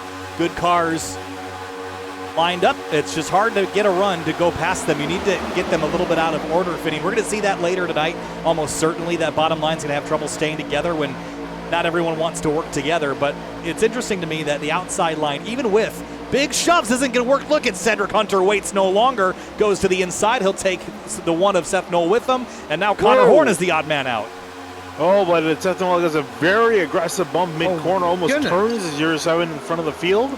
And now you can see now with them 3 wide, losing a ton of time. And now Connor Horn's going to drift slowly on back. And fortunate that they got separated in time because they were catching a lap car now. Not sure who that is. And, oh, goodness gracious, they are still slicing and dicing, even with the lap car. 67 car of Ryan Swan. That's Ryan Swan. Him going a lap down. I believe leading the outside line now is Michael Sturgill in the 17. Yep. Being pushed by Cedric Hunter in that 07. And so new leader once again on the outside line, Kyle, as maybe the 17 looks for a run. The 07 was just not waiting around. I mean, to decide mid-corner, he'd been pushing that 42 for a couple laps and said, we're not going anywhere, let's try something different. And he just popped out in the middle and went. And look at now, look how much further forward they got with this run. The one car, funnily enough, didn't really go anywhere. He just kind of ended up back where he was. The 42 still getting split 3 wide. Yeah, no one wants to seem to take Connor Horn near the front. Mike Sergio, though, trying to challenge the lead from the 84 Cosman Yoneshiba here as it comes to the line. It's not going to quite be enough for the 17. Just going to be shy, but he's got a great run off of the tri-oval. Might have a chance to clear Cosman Yoneshiba, and indeed he will. Wow. So that's the first time we've seen that all day, and Sergio's going to need to leave these next 55 laps if he wants the $25 Amazon gift card for most laps led, because if not, that's going to be all Yoneshiba's. But back to that move a lap ago. Actually, Slaughter went down the middle trying to get around the 42, or he was already in front of the 42. He went out, tried to get some clean air, couldn't get back in line, and that's kind of where we're at right now because he's still 3 wide with Connor Horn in the middle of 3 and 4 right there. And I really don't know what that move was, but nonetheless, it still worked for Michael Sturgill and those 2 cars that were on the outside lane. Sturgill's now leading, and Slaughter is in a minefield of his own. It is chaotic out there, to say the least. And really, we've seen organized lines, but those lines with each other have never really been organized 2 by 2, even like we saw even last week in the duels. So Sturgill now leads the way. It's the first time we've seen someone really just drive right by the 84. And now the 1 leads the upper group with help from Connor Horn. We'll see how this works. They got a strong run, but again, it's all fine and dandy up until you get to around 4th or 3rd of the car on the inside lane, and then they start to feel that huge amount of air that just pushes them back. We'll see, though, Connor Horn pushing aggressively, causing Yoneshiba jumping to the top lane, seeing the momentum, trying to bring it to a halt and take the lead back. And then everyone's going to stack up here, Hunter, as we enter turn 1. That entire outside lane had to check up, but they did a nice job there. Jumped up to get a run and really jumped up when he saw that it was his teammate Seth Knoll leading that outside lane. Miller Racing looking to go 1-2 once again. Michael Sturgill still with Ed Robertson on the bottom, and haven't talked about Jacob Bell Racing all day, but you see the 77 and the 64 of Jacob Bell Racing now not nose tail, side by side for 5th and 6th position as Miller Racing moves down low. Yonoshiwa and Noel back like they never left. 1-2 on the bottom. And Connor Horn now has clean air on his nose with Jacob Bell giving him a shove. And James Scioli, who was involved in that first wreck of the day on lap 7, he's back in the mix now, as high as we've seen the 7 car running. As low as 39th, as high now as 9th place. Here he is. Really slow car on the apron. Coming out of the corner, this is going to be right in the middle of the field. It goes way up to the outside, and that is very, very slow. It is very slow, and it looks like everyone's going to make it on bike. I think because there are only 2 wide. That was so new bigging. Prices averted. When he changed lanes, I thought we were about to get a Talladega 2008 scenario. What year was that? LePage. LePage. You're thinking of LePage? 06. Yeah. No, that was no way. Look at me go. Ass facts. That's not facts. Hey, man. I thought that was cool that the International Space Station orbits 254 miles above the Earth, which is 4 miles more than we're racing tonight. Almost. We're in the neighborhood.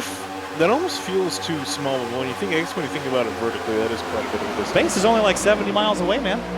Yeah. Well, that's just the scheduled distance. We can have overtime. We're gonna have overtime just to reach it because we didn't get all the way to the ISS. So, well, working lap number 50. Next time by is halfway as the 21 of Delonte Ballard is going to go another lap down as everybody squeezes to the inside. I find the tri-oval the scariest part of this whole place.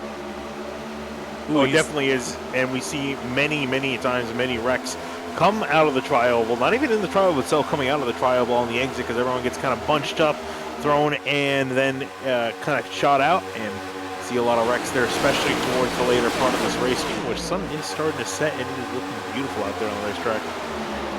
Well, speaking of looking beautiful out there on the racetrack, we also have someone who looks beautiful down in pit road, and that is Eric Weiland with an update. What you got?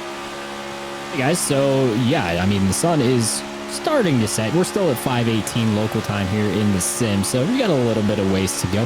Also, if I could have a direct flight to the space station, Kyle, in 2 hours like what these guys are running here, that would be awesome. But I think it takes a little longer than that to make sure you get docked properly and everything like that. I don't know. I'm not a rocket scientist. So here's Ricky Harden with AJ Roderick. They were talking restart and just listen to how good of a spotter Ricky Harden is, how smoothing his voice is.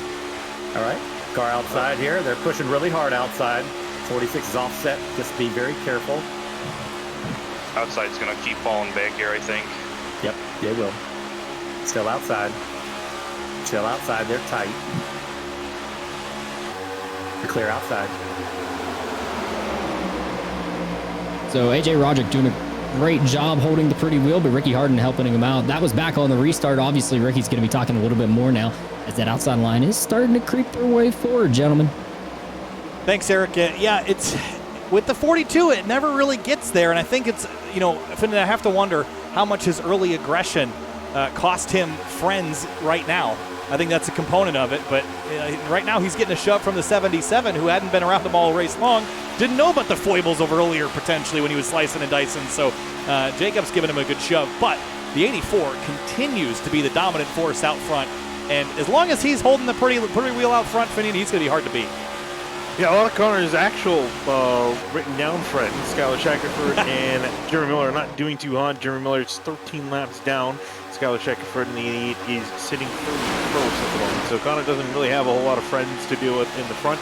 And hasn't made a whole lot of friends today, it seems, and you're definitely going to struggle with that if you don't have drivers that are willing to work with you. I mean, he got ditched by Seth Noel and Cosmo Nunishiu earlier. He was running with those. They were running really well on top lane, and Connor Horn found out he was the third wheel in that relationship, and they just ditched him and went down to the inside lane. He got stuck on the top, although he's got a new friend in behind him with 77 of Jacob Bell. Well, third wheel means you're doing it for Dale, so that's always a positive looking at it. But one thing I was going to say about Connor Horn, it seems like he's better as the pusher than as the leader, because like we saw, he was pushing Yonoshiwu, actually Seth Noel. He's pushing Seth Noel so hard that got him up front towards the leader and saw Yonoshiwu jump up. So it seems like he's the better pusher than receiver, if you will. But not to say things can change here, as we are past halfway, and I believe Cosmo Yoshi was going to lock up that $25 Amazon gift card for most laps let, because he's close to 50 laps, if I have to say. Yes, exactly. 50 laps. And he'll lead 51 this time through and lock that. Certainly, I don't think there's anyone else that, well, maybe. No, he's good. He's got it. Whoa, a little bit of a shove there from the one across the stripe. He has led 51 laps as we complete our 54th. And now we have to start thinking. I know it's maybe a little early, Finian. Pit stops again on the horizon, potentially. Lap 36 is when we came. It's been about 20 laps since then.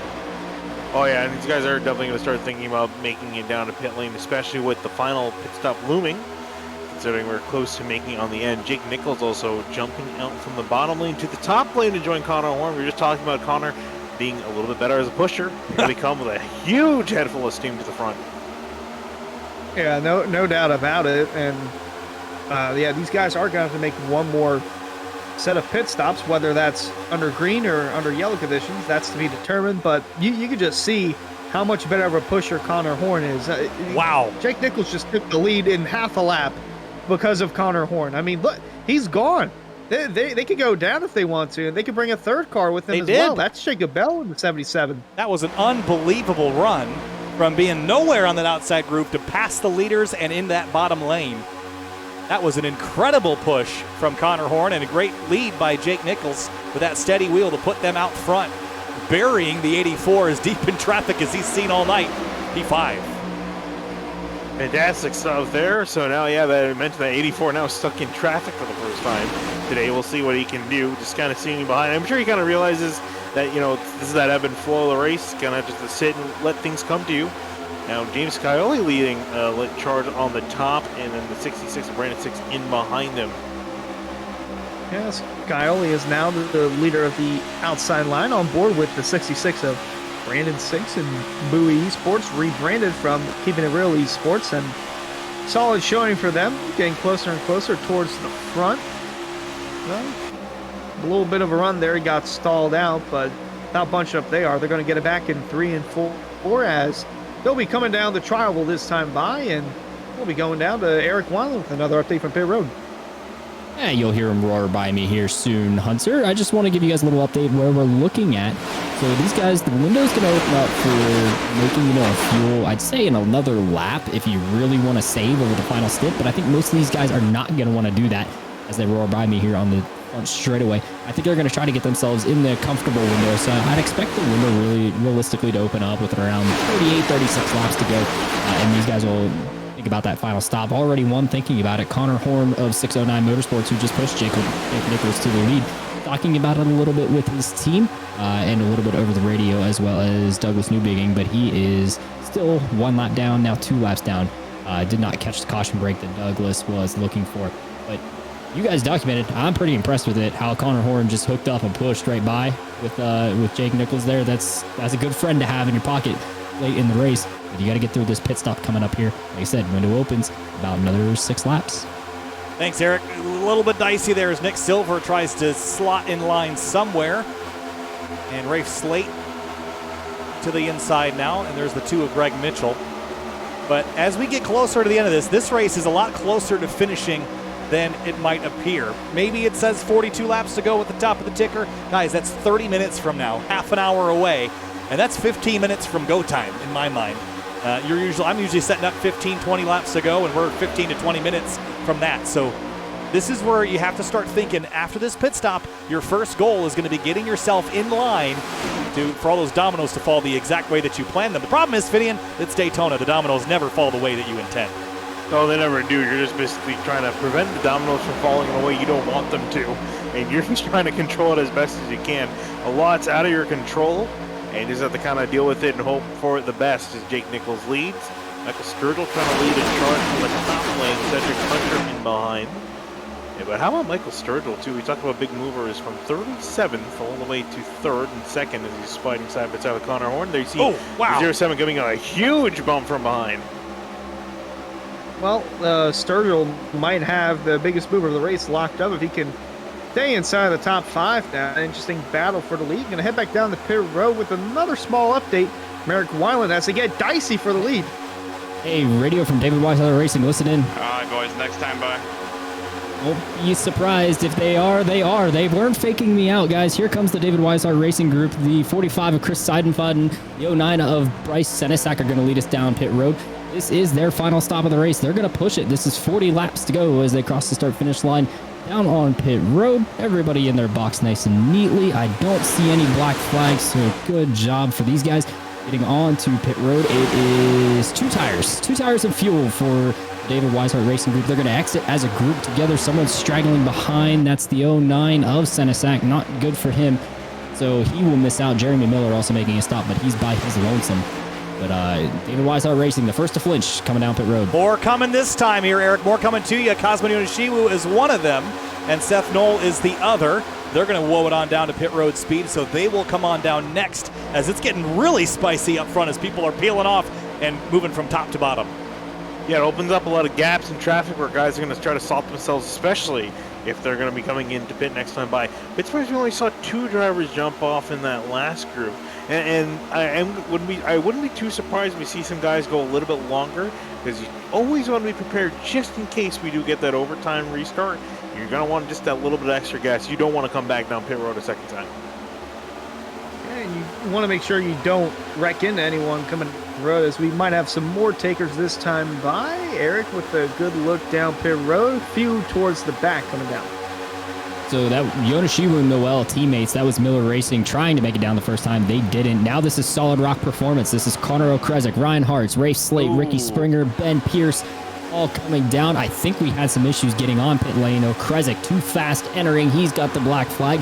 That's not good for the number 14 car. And he just slid his box. He's going to have to back up a little bit down here on my end.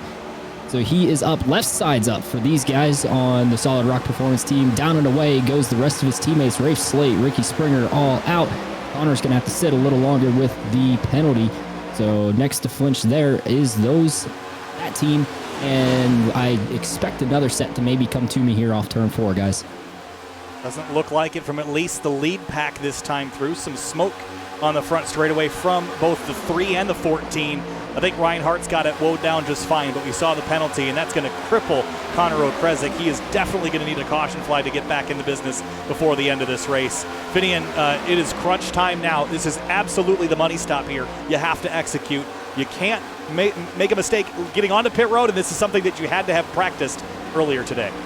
Oh, absolutely. It is definitely the money stop. This is the last stop for these guys, pretty much under green flag conditions. So if you make a mistake, it's going to cost you, like what we're seeing with Connor O'Krezek. So a lot of these guys got to be thinking in the back of your minds, planning out, where you're going to go on the track and when you're going to start braking. Don't want to start braking too late, because O'Krezek, he completely misses braking marking and went in at around 100. He went in past the line, I think around 75, 78 miles an hour. So definitely want to pick and choose where you did. And like you said, should have practiced beforehand.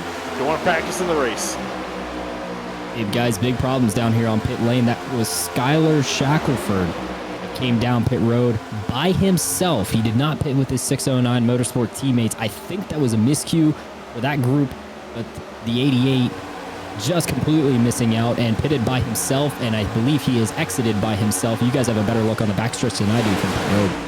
Yeah, it's going to get dicey here. You see him about to get swallowed alive here by the race leaders as they come out of turn 4. Where do you go? He's going to go to the bottom. Everyone else is going to go high. Did anybody need or want to come to pit lane? That door is shut. They're all going to stay on the racetrack this time through, Finian. Interesting that we're seeing a lot of guys just completely stay out. So it looks like we found a group of guys that have decided, look out! Some tangling in the background, some beating, some shuffling, and it looks like we might remain green. And that was Shackelford getting the door sent off. Yeah. I was going to say he had to pit on his own because teammate Luke Miller, I believe, 13 laps down, maybe a little more than that, and Connor Horn is stuck on this outside, leading the outside lane, so even if he wanted to, he'd have to merge down towards the bottom. But, well, we might have some more takers coming in this time by, a lot more spread out than a lap ago. So Horn, you guys don't see this on your picture, but I actually have our in-sim views pulled up, and Horn is definitely messing with a button box or something to his right. in his sim. I'm not sure if it's his mouse or whatever, but he's getting himself set for a pit stop. I don't know that he quite wants to make it just yet. These guys can go another 5 to 10 laps on fuel from where they're sitting at right now, but it's a matter of when they make that stop with others. So for reference, the David Weishart Racing Group that pitted guys, that's led by Brad Slaughter Jr. as AJ Roderick has hit pit road in front of me by himself as well. 2 tires and away for the 56 car just drove by. Brad Slaughter Jr. is leading that second group, guys. He is just crossing the start-finish line now, and they are, I'd say, within a tenth, 2 tenths, just down from the lead pack right now, so not quite working out for them yet, but they're in a single-file line compared to 2 wide at the main pack. There goes the 51 to the outside of another trailing pack, and splitting 3 wide. Michael Sturgill, Cedric Hunter, the Yonoshiwu and the 51 of Ricky Springer. They tried to slow this pack up, and they did a fantastic job doing it, Finney, and that's going to hurt this group that has not yet pitted. You see Connor Horn jump into the bottom in the background here. He's navigating his way to the yellow line to set up for his pit stop. Yep, and just calling the radio that he is coming by this time around, and curious to see who's going to follow the 42. Are we going to see a big group or a small group come pit lane? There goes the 42 by himself. Intriguing. I mean, his teammate did pit with that, so didn't have anyone to go down with, so this will be interesting and how that will play out for him. Meanwhile, still back up here with the main pack-ish as Sturgill's still leading the way. Going to be very interesting in how the rest of these guys safely get on the pit road, because we could see a wreck from this. I mean, it's happened in the past. It could happen here, especially with how dicey these guys have been all night long. See the 8 car pushing and shoving quite a bit. And again, that's Rafe Slade, who's already completed his pit stop. He's actually the leader of those that have already completed their stops. It's just the 2 ahead that have not yet come. And then there's a whole bunch that are mixed in throughout this pack. But the 94 and the 51 did a great job slowing that pack up and joining this group, which is going to help them long term once this other group comes to pit lane. But now that it's disorganized, Finian, the chances that this turns into an accident are a lot higher. Oh, definitely, especially as they're catching more and more drivers that made mistakes on pit lane and catching more, I guess, quote-unquote, rolling chicanes here. Flying on by some more cars coming off pit lane. Connor Horn is going the track in front of him, as well as Jeremy Miller. Actually, Connor Horn looks like he's going to be picked up by the pack led by Chris Seidenfein, Gary Grant, David Weishart, Ryan Hartz, Connor Krez, and Brad Slaughter. See that group coming there. If they pick him up, Hunter. They might not pick him up. They might just take it to the outside and scoot right on by. See if Horn can manage the draft and stay in touch with these guys, but it's going to be tough for 42 to stay in touch with that. Meanwhile, back here in the pack, it's go time for these guys. They're starting to stay 3 wide now as they're getting around the lap car. Sturgill still leading the way, catching up on that Yonoshiwu and Noel and the other guys that came down pit road. Yeah, this is pretty disorganized as far as pit stop sequences go. Whoa! Oh my goodness! Oh, there they go! That was almost correct. Cedric Hunter's around, and are they going to crash? They don't. How? Oh my goodness! Cedric Hunter is a wheelman. I'll tell you what. There are some drivers who are mailmen, and there are some drivers who are wheelmen. And the 07 of Cedric Hunter, you just saw right there with the sim rep marker replay. He is a certified wheelman. That going down on pit lane, Eric Weiland. That was crazy. What a wild save. Very Kyle Busch-esque from the Budweiser shootout days. Great job there. Nice piece of driving from Cedric Hunter. But man, the in-sim radio lit up the moment that happened, guys.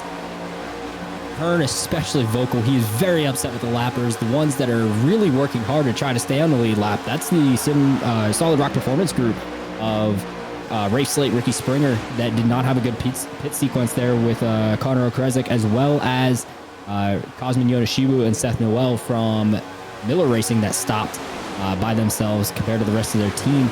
They got caught out and all tried to stay on the lead lap. They were working hard, and it almost cost the leaders there, the Fazekas Motorsports group as well as Bowie Esports. But expect these guys to be thinking about pit stops here within the next 5 laps for those that have stayed out this far.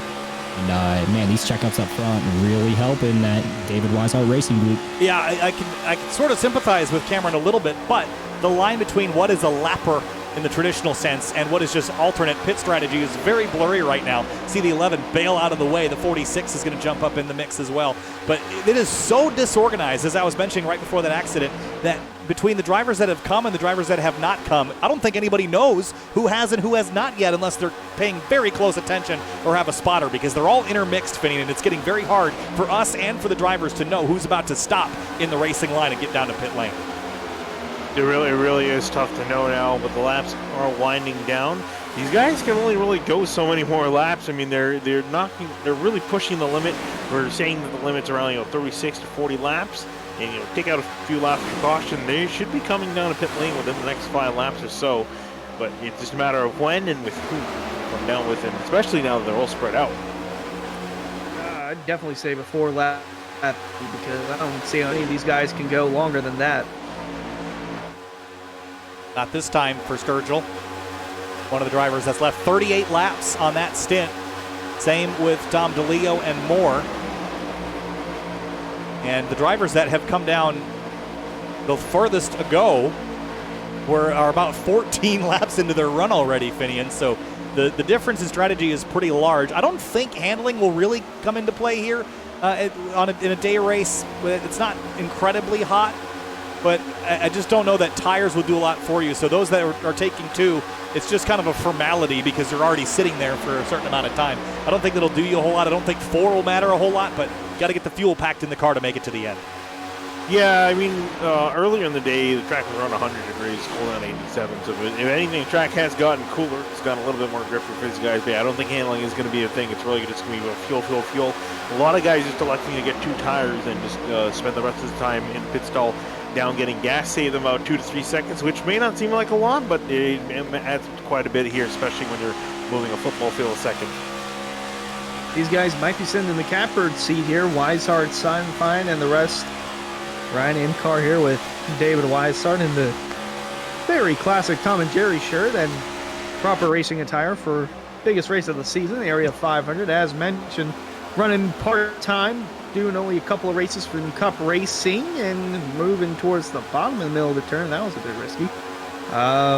Weishart still could put himself in an opportunity to win and possibly go for the Cup Championship for Season 4. But in the meantime, going to push the 45 of time finding and see how the rest of this one plays out with less than 25 to go. I'd have to expect that this next group, led by Michael Sturgill, Brandon Six, Jake Nichols, and his entire crew, you'd have to expect that they have to hit pit lane in the next 2 or 3 laps. 41 laps on that fuel tank and set of tires, so it is go time now. Maybe hoping that they can short fuel, Finney, and just take a little bit of fuel, a little bit less than the rest of the group took. Yeah, I mean, I guess, I don't know, but the David Weishart group, they're really struggling right now with pace. Last time by, the leaders went by almost 7 tenths of a second faster. Last time through, they've been getting really discombobulated here, and they've been losing a lot of time, and the leaders are quite behind them. And I see Dominic DeLeo come on down, Greg Mitchell, and Cameron Hearn all make their final pit stops. About the latest of late calls, Finian, as Fazekas could make, they were thinking about the next lap, and then suddenly in the middle of turn 3, Dom DeLeo goes 77, which was the current lap they were on, and they all tried to figure out how to get down pit road. Only 3 of them did. Greg Mitchell, Cameron Hearn, and Dom DeLeo made it down, so that left out a few teammates there.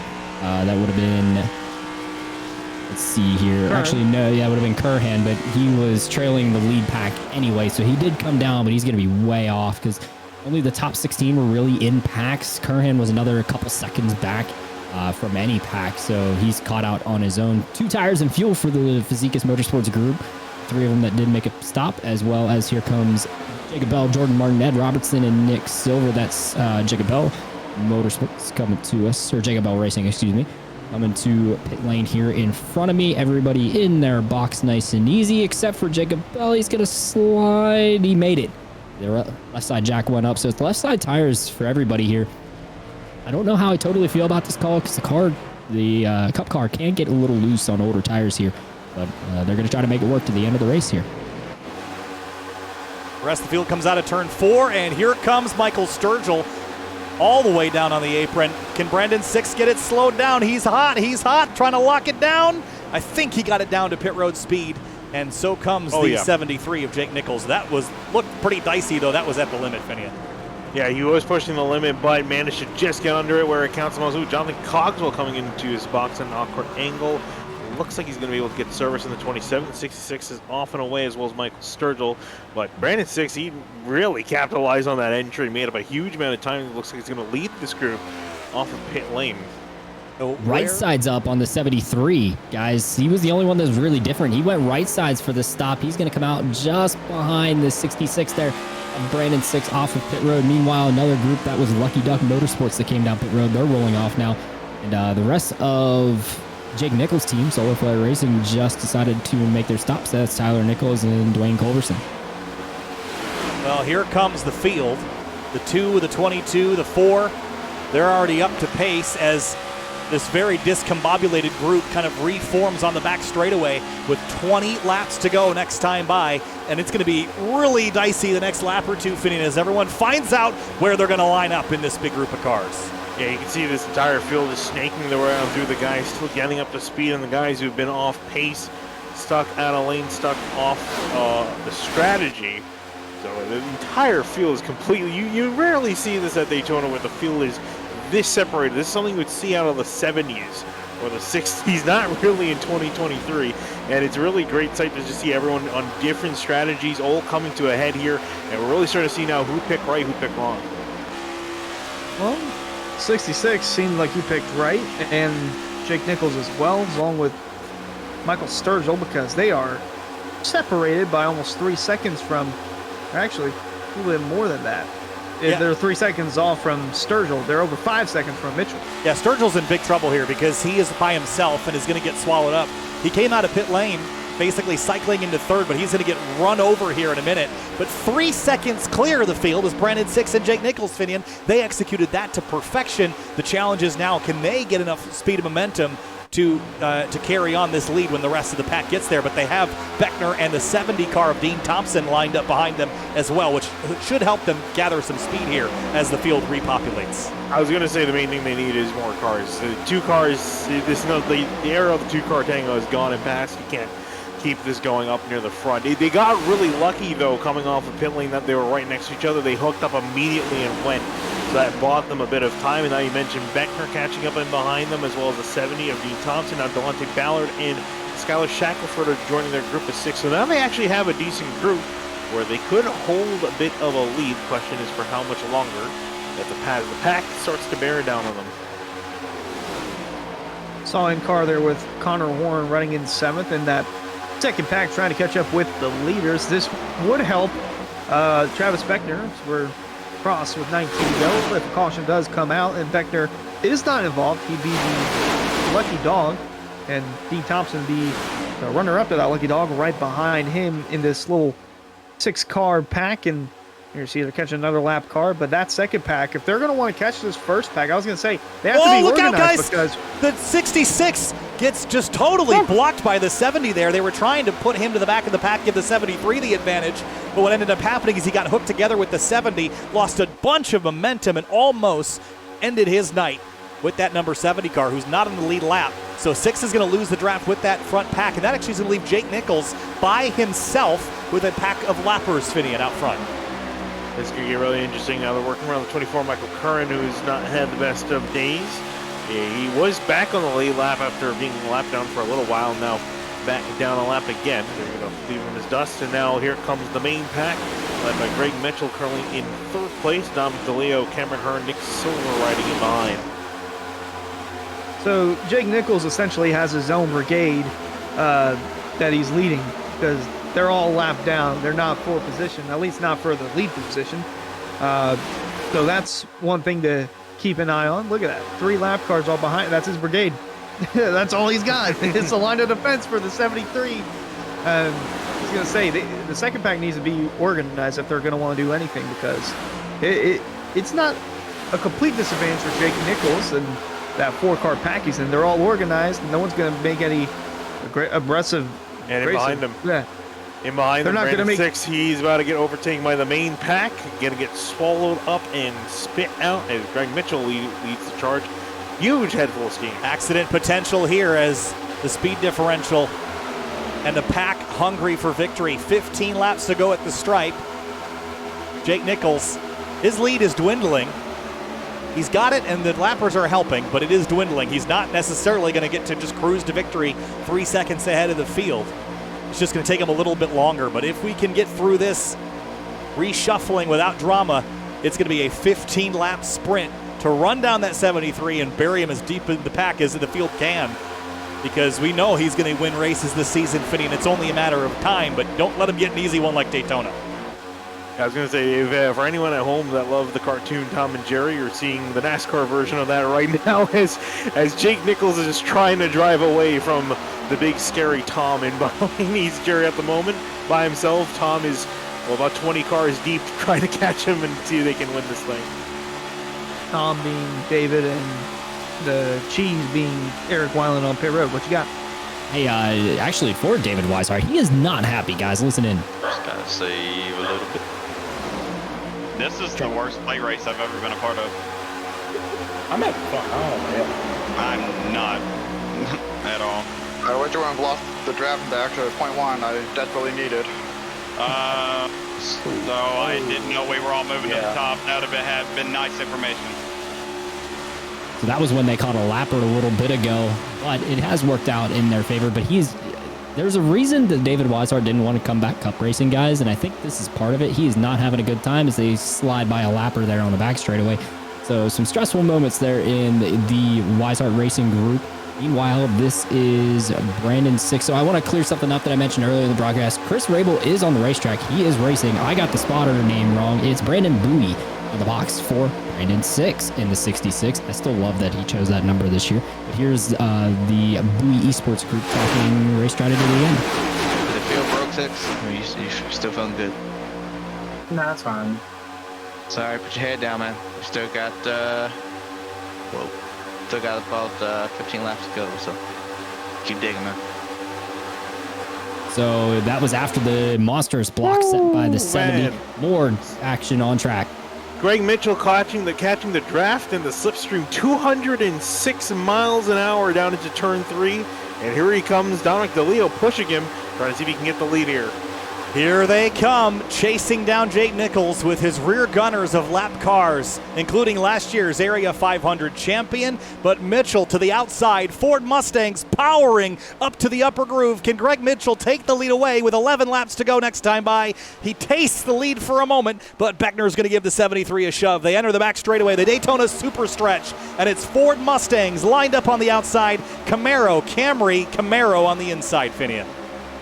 And you see Mitchell just barely ahead, clear on the outside, but here comes Nichols with his brigade of lap cars trying to help him. Whoa!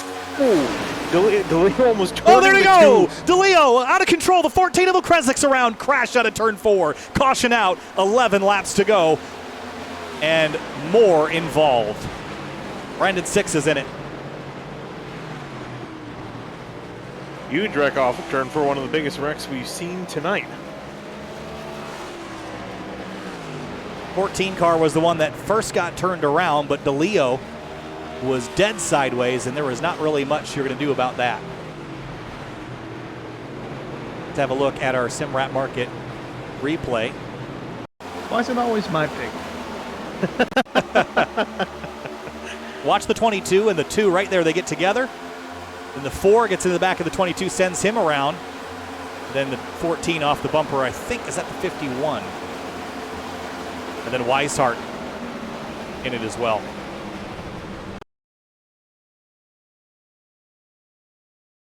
'66 almost got through it. Weishart almost got through it, and he actually wallops the 4. Dean Thompson gets collected, and just a big mess out of turn 4. But guys, it was bound to happen at some point. This is, so far, the big one. Yeah, and you see, at some point, like you mentioned, so much on the line, so many cars still running in such a tight space, and something's bound to happen. If you want to take a good replay, Brad Slaughter Jr. has it on board me. Pretty interesting. Straight forward. Right on board with Brad Slaughter Jr.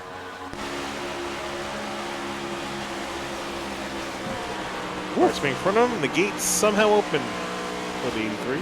Not so lucky, though, was David Weishart. Here is what he saw. Because if you already hated this race before, he's definitely going to hate it now.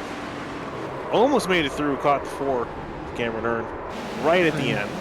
David Weishart, he just gave a mean throw to a Sharpie from his acquaintance or his living arrangements or his racing setup. He just gave a mean throw to a Sharpie, so not too happy there's the 33 of Weishart. And boys, this is crunch time now because 2/3 of Fazekas that was up front, still up front, the Leo and Mitchell, second, third.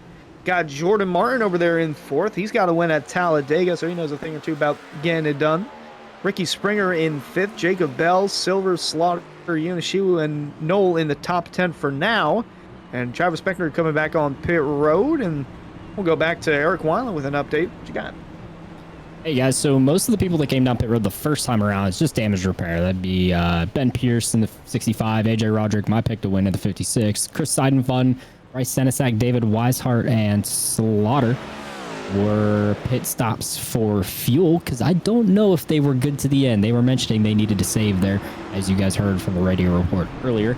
Meanwhile, I was with Solar Flare Racing when the yellow flag came out. Listen in to what they were talking about. Well, it's fun while it lasted being the only lead lap car in the lead group. Oh, they are. They're wrecking. All right, let off, Dwayne. We're good. Let off. I think that was Cameron Hearn and almost Let's go. Dom. We got a shot, boys. Yeah, I'm leading. Dwayne, so. we got a shot. Me and you, man. So some good vibes there with Solar Flare Racing as Jake Nichols retains the lead and Dwayne Culberson and Tyler Nichols are back into the fold after losing some ground during the green flag pit stops. Meanwhile, over at Fazekas Motorsports, it was not a happy time. Listen in. I don't know what happened. All I know is I felt we were all moving down to side draft a little bit, and then once that happened, I was a little bit in front of Greg, and I got squirrely, and you were too close to me because we were doing such a good job pushing. Yeah. Yeah, it's a heck of a run, though. So not a happy time there for Dom DeLeo and company as they lose Cameron Hearn. But Greg Mitchell, Dom DeLeo still up front. Let's see if they can do something here to the end. Kyle, back to you. Area Cup Series, Area 500, the kickoff for the 2023 season is 8 laps away at this restart from being finished. Race fans, be sure to check out rickshotsauce.com for some of the best hot sauces made locally in South Florida. Try the Loxahatchee Classic, Golden Garlic, Palm Beach Pineapple, or South Beach Heat. Follow the Rick's Hot Sauce Rookie of the Year battle in the Area Cup Series and see which driver will take home the $100 prize as the highest finishing rookie in the point standings. Guys, 8 laps to go at the restart. Finian, taking bets.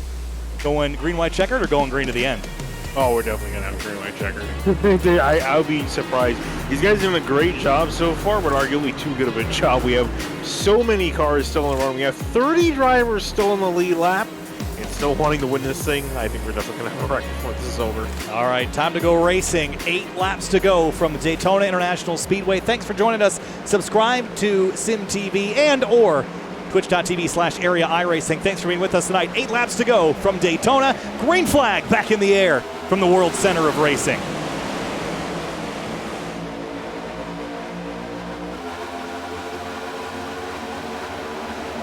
Kaken Yonishiwu already trying to go 3 wide up the middle, making some moves to the front. Curious to see how that's going to happen. Is anyone going to try to join him?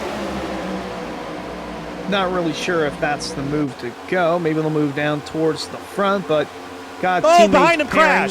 Trouble, the 88's around and more. The 14's in it again. Caution right back out and almost clobbered each other again, swinging back across the road. Not going to lie, not where I thought the wreck would happen.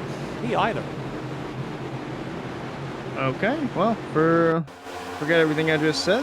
Go back, take a look at a replay, and need to watch this one in slow-mo, I think. Watch the 14 here up the middle, and then the 88 on the bottom. Watch them come together on corner exit. Curhan to the outs. The 14 swerves left, gets the 88 into the 24. 70, Adine Thompson gets in there, and around goes the 88.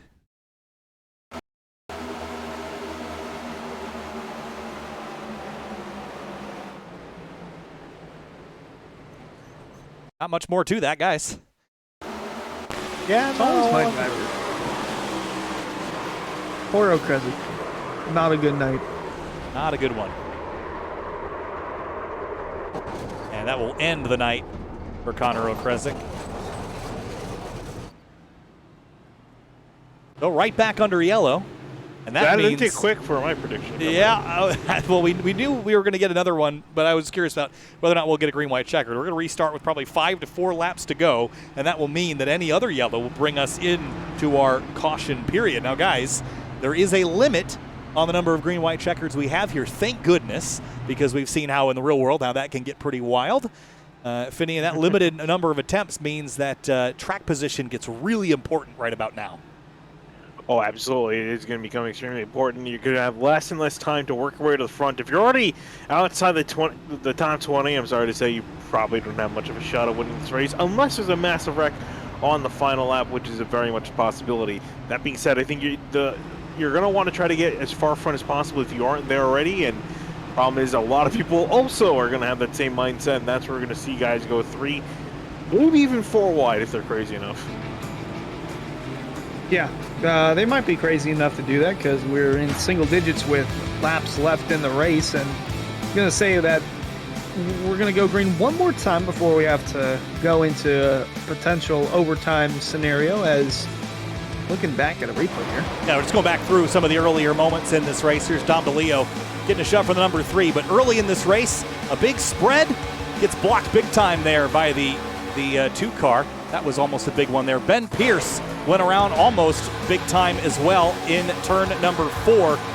On the front straightaway right there off the bumper of the 30. Went for a slide through the grass. Somehow didn't end up in the fence. That was a big moment. And certainly there were some other big moments here as well. Watch this on the 17 of Sturgill. Gets shoved around the 94. That was the first time we've really seen anyone take the lead away from him. And then Jake Nichols later in the race. Watch this shove from the 42, Finian. Yeah, those two are a powerhouse together, working their way to the front. Absolutely flew by the 84. You saw both of them get clear, wait till they were clear, and then pull down the front to secure that lead. And then this moment, watch the 07 here with a big push from Brandon 6 into the back of the 17, and right here, check up, and the 07 almost gets junked, but manages to cling to it and avoid end up in the drink there. So did a great job there. Brandon 6 later off the 70 and almost in the wall, did a good job keeping that car from getting into big mess. And then, of course, one of our most recent collisions, this starting with the 2 and 22 and then shuffling backwards here as they come out of turn 4, Finian. Yeah, and this is what we're talking about, those stack ups, everyone getting stuck up together in behind the 2 there you see, and then the checkup comes out of turn 4, everyone collides together. And honestly, I was kind of surprised there weren't more cars involved in that wreck. Quite a few guys got away with minimum damage or no damage at all. And then most recently, the 88 of Shackelford comes out of turn number 2. 14 of Okrezik gets a little loose, comes down, hooks him into the outside wall. And that was our most recent yellow flag. So back now, there's the 88 getting back up to speed to catch the field. 1 lap to green, lights are out on the pace car, and we're about ready to get back going again. 4 laps to the end of the Area 500. Yeah, it's coming down to it. Just 10 miles left to racing, if we reach the scheduled distance. And there's a lot of, again, I'm actually kind of curious to see the guys we got up here. How about Jordan Martin? Haven't talked a whole lot about him in that 11 car. He's been up and down the field quite a bit today, starting in 12th. Now in 2nd place, has a solid shot at winning this thing. Solid indeed, and we head down the pit road one final time before we go back green. Eric Weiland, any more updates? Hey, I moved indoors again. It was getting a little hot out here in Daytona, even though the ambient's 73 here. But watch this restart. There's a deal that's been made. I didn't get it recorded on audio. Jake Nichols intentionally took the top for a reason. He's going to drop down in front of Jordan Martin in the 11 and the 77, and Jacob Bell put those 3 lined up on the bottom and see what they can do here in these final 4 laps, guys. 4 laps to go in the Area 500. Back on the lead lap is Travis Beckner. The 42 of Connor Horn is buried 27th. That'll be fun to watch. Green flag back in the air. 4 laps left from the World Center of Racing. The 73 well clear of the 11. And now the momentum starts to build to the end of the first race of the season. Oh, I think the 73 is way too far ahead of the 11, though. Brad Slaughter hooking up with Greg Mitchell on the top side. They're already hooked, trying to build up some momentum, build up a run here out of turn 2. They might have it down the backstretch. Greg Mitchell with a push from Brad Slaughter going towards there they go again. The 42's in the wall. In the back once more. And this is Mitchell's another. going to have the lead. Oh boy. Caution is out. Swan's in it. The 42 of Connor Horn is in it. And mayhem once more.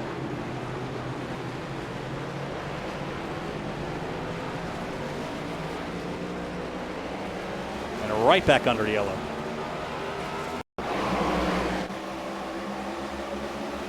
Tim Rat Market replay. I think what we're going to see here, though, is just too many cars in the same piece of racetrack. Coming off of turn 2, big stack up.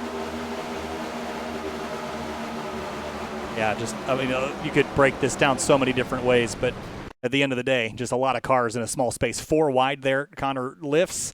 The 4 is right there behind him, gets him into the outside wall, and then Beckner, the 45 gets turned off of him. He takes a really hard hit to the outside wall, driver's side. The 30 of Miller, the 67 is in it. That was just a big, big, big mess on the back straightaway.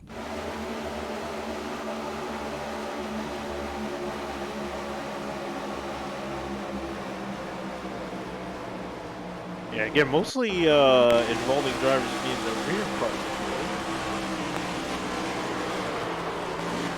Travis Beckner definitely had a little piece of the action there. Saw from the onboard. Oh, someone hit big on the inside there, guys. Is that the 33 of Weishart? Yeah. Watch this. Bam. Oh, man.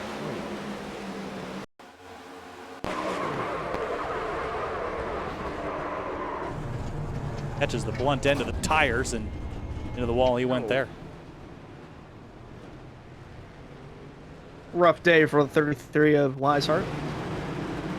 Well, boys, looks like we're going to have our one attempt at a green-white checker. And judging from the last couple of cautions, I'm not so confident that these guys will make it to the white and have a green flag finish. Well, this looking at it, go ahead. I was going to say, looking at it this way, Greg Mitchell and Brad Slaughter, they had a big enough run on the outside to get in front of Jake Nichols, and they got to the front 2 spots before the yellow came out. So this is interesting here. Mitchell, he could, if he wants to, take the outside lane, prevent the 73 from having a shot on the inside and giving it to Slaughter, although I'm not 100% sure he'll do that. As we go down pit road once more to hear from Eric Weiland. Oh, the strategy of Cook and Hunter is going to be oh so good. However, they decide to play this restart out. I haven't quite heard of any deals there yet, but here's Jacob Bell on the restart and the trouble he had. I missed a gear.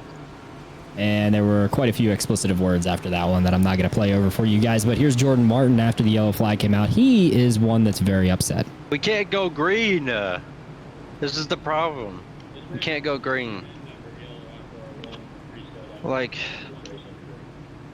this race would have been perfect coming to the end, but we just can't go green at the end. And to put the cherry on top of Jordan Martin's comments, guys, he just said in the race chat, we've used all of our talent up for tonight. It's all gone. Well, I mean, I definitely get that frustration. I mean, you're down to the end, and you're just so close. And at this point, as I mentioned before, this becomes a track position game because while everyone knows why we're under yellow and everyone knows the situation here, if we get anyone that thinks they can take advantage of everyone being cautious, we're going to get a caution and end this race basically how we restarted. So this is a pretty critical moment for Greg Mitchell to get a good restart. If he does, I think he's going to win this Area 500. It's one of those things, right, where everyone knows that if everyone remains cautious, they can end this thing under green. That being said, being cautious is not going to win you this race. So he's going to be the one that tries to win this race, and you know everyone's going to be going for it pretty much at that point. So Greg Mitchell, I think for him, he's going to be hoping they have a wreck as soon as possible, and that he can get ahead and stay ahead of Brad Slaughter. Jake Nichols, Seth Null, I don't know what they can really do being stuck in behind because they're going to be pushing the 2 and the 83 respectively. So they're just going to have to kind of push. They're going to actually really just have to hope that they go green, at least till the white flag. And once the white flag's out, all bets are off. I'll say once more, there's $100 on the line for the winner of tonight's Area 500. So Greg Mitchell is going to be the only driver who wants to see a yellow drop immediately after we restart here, and we go back down pit road one more time before the final restart. Eric, once more, what you got? Hunter, huge development down here. Greg Mitchell does not want a caution. He says he has 2.8 laps of fuel in the tank. Guys, he's short fueled on his pit stop, and he may not make the end. Oh boy, drama is late here at Daytona. The final restart. This is it. It's checkers or wreckers from the World Center of Racing. The area 500 after 100 laps. We are over our scheduled distance. This would have been coming to the checkers. This is the completion of lap 100. 102 laps on the board, though. Time to go racing one final time. If they get a yellow, the race is over. If they get the white, they're racing to the checker. Green flag back in the air, and we're racing once more from Daytona. Both lanes off at pretty much the same time, equal with each other. It's a drag race heading off into turn 1. Seth Noel in that top lane, though, is starting to get hooked together and starting to push. Well, Slaughter looking for the second Area 500 win. He'd be the only driver to win multiple Area 500s. Got Seth Noel. Oh, look out, he's gone! Oh, no, there he goes! Behind him, crash! Never mind. 3 wide for the lead. Does the caution come out? Yes, it does. Who was won? Who's leading? The Area 500. Might have been Jacob Bell. It's either Bell or Mitchell. We will wait. 3 wide at the moment of caution. We will go back and review it. But the iRacing scoring, as far as I know, Hunter, will stand. White flag and yellow displayed together. Now we got to see if Mitchell can make it to the end because he was low on fuel. Didn't know if he'd have enough if we had a caution, and now we're at that situation. But Seth Noel taking the white flag, although not 100% sure who was leading at the time of caution. The 3 wide pickle between himself, Jacob Bell, and Greg Mitchell. We will wait until they cross the stripe, and then we will go back and we will watch the exit of turn 2 as the field found calamity behind them. It was a big wreck back there. And you know who that might have saved was Brad Slaughter Jr. from sliding further backwards, Finian. He was destined to come out of the back straightaway maybe no better than 20th because of all the momentum he lost in that big slide. We will go back and look at it again, but the leader as it is Seth Noel in the number 1. Then it's Jacob Bell in the 77, Greg Mitchell in the number 2, Jake Nichols in the 73, and Dom DeLeo in the number 22. They come out of turn 4. And this scoring stays put. Seth Noel would be your winner. Pace car crosses the stripe. Checkered flag is waving. And Seth Noel is your 2023 Area 500 winner. Jacob Bell, Mitchell, Nichols, DeLeo, your top 5. That was extremely close looking at the replay between Noel, Bell, and Mitchell on the back straightaway at the moment of caution. If you're going to take a look right now. Yeah, let's go back and have a look at it. We're going to look at it in slow motion as they come out of turn number 2. And let's first see, well, the 83 gets hooked around. Where does the accident start, though, is what I'm curious about. A little further back, guys. I managed to see it. Yep, there it is. There is the accident, and then here comes, and the caution didn't fly for a long time. We're going to see the caution lights up on that outside there, just out of view. We're going to jump on board here and see if we can catch. Well, there's the caution now. Man, this is every time that we do this, Finian, I always wonder how this is actually done because the 77 is out front here, but where the caution actually began, I'd have to bet right about here. Yeah, and that's the tricky thing because when the caution comes out in the sim is different from when the lights are displayed on the track. Real life, that's not how it works, but in iRacing, it's slightly different. So we've seen several races in the past where it seems like the wrong driver is in front, but again, when the moment of caution iRacing is different on the track and the visual, you can see there. Still green, but again, this is what I believe is the moment of actual caution. This is the last moment that Seth Noel is leading this race. And while we're watching this, he is celebrating, or will be celebrating here. So let's catch that before we go back and unpack the rest of it. But Seth Noel in the 1 car in the Celsius Toyota Camry, victorious at Daytona. And guess what, guys? We made it to the space station. We did. 102 laps is enough distance to get us there and in the garage. Never count out the possibility. Man, what a drive. In this race, he led 2 laps. And one of them was just the run back to the stripe. Right. Going back at it, the average laps led by the winner. 2 laps. That's all you need. last season, Travis Beckner, all he led was 2 laps, and it was the 2 most important ones. And here it is again. So I think we're going to see, was it off of the 4 of Cameron Herner, just around there when the stack up starts? Right here. Oh, the 81 off the outside lane. And that's where the accident starts. Oh, man, the 81 got absolutely annihilated there by the 67. Watch this impact here as the 67 comes into the shot. Ryan Swan, he is going to drive into the door right here. Bam! Huge hit there for Ryan Swan in the 67. And then for the 83 of Brad Slaughter Jr., let's watch his escapade here, leaving turn number 2, and what happened to him. Yeah, he's going to probably be the most frustrated out of this, because had this not happened, he would have been the winner. What a great save, but he would have probably fallen further back because the caution comes out right about there. And once more, we know that the scoring in iRacing is not lined up perfectly with the yellow. You can see, so you see the cautions out there, but that's long past when the pass was made here from the 77 to the 1. But this is the last opportunity that the 1 is leading.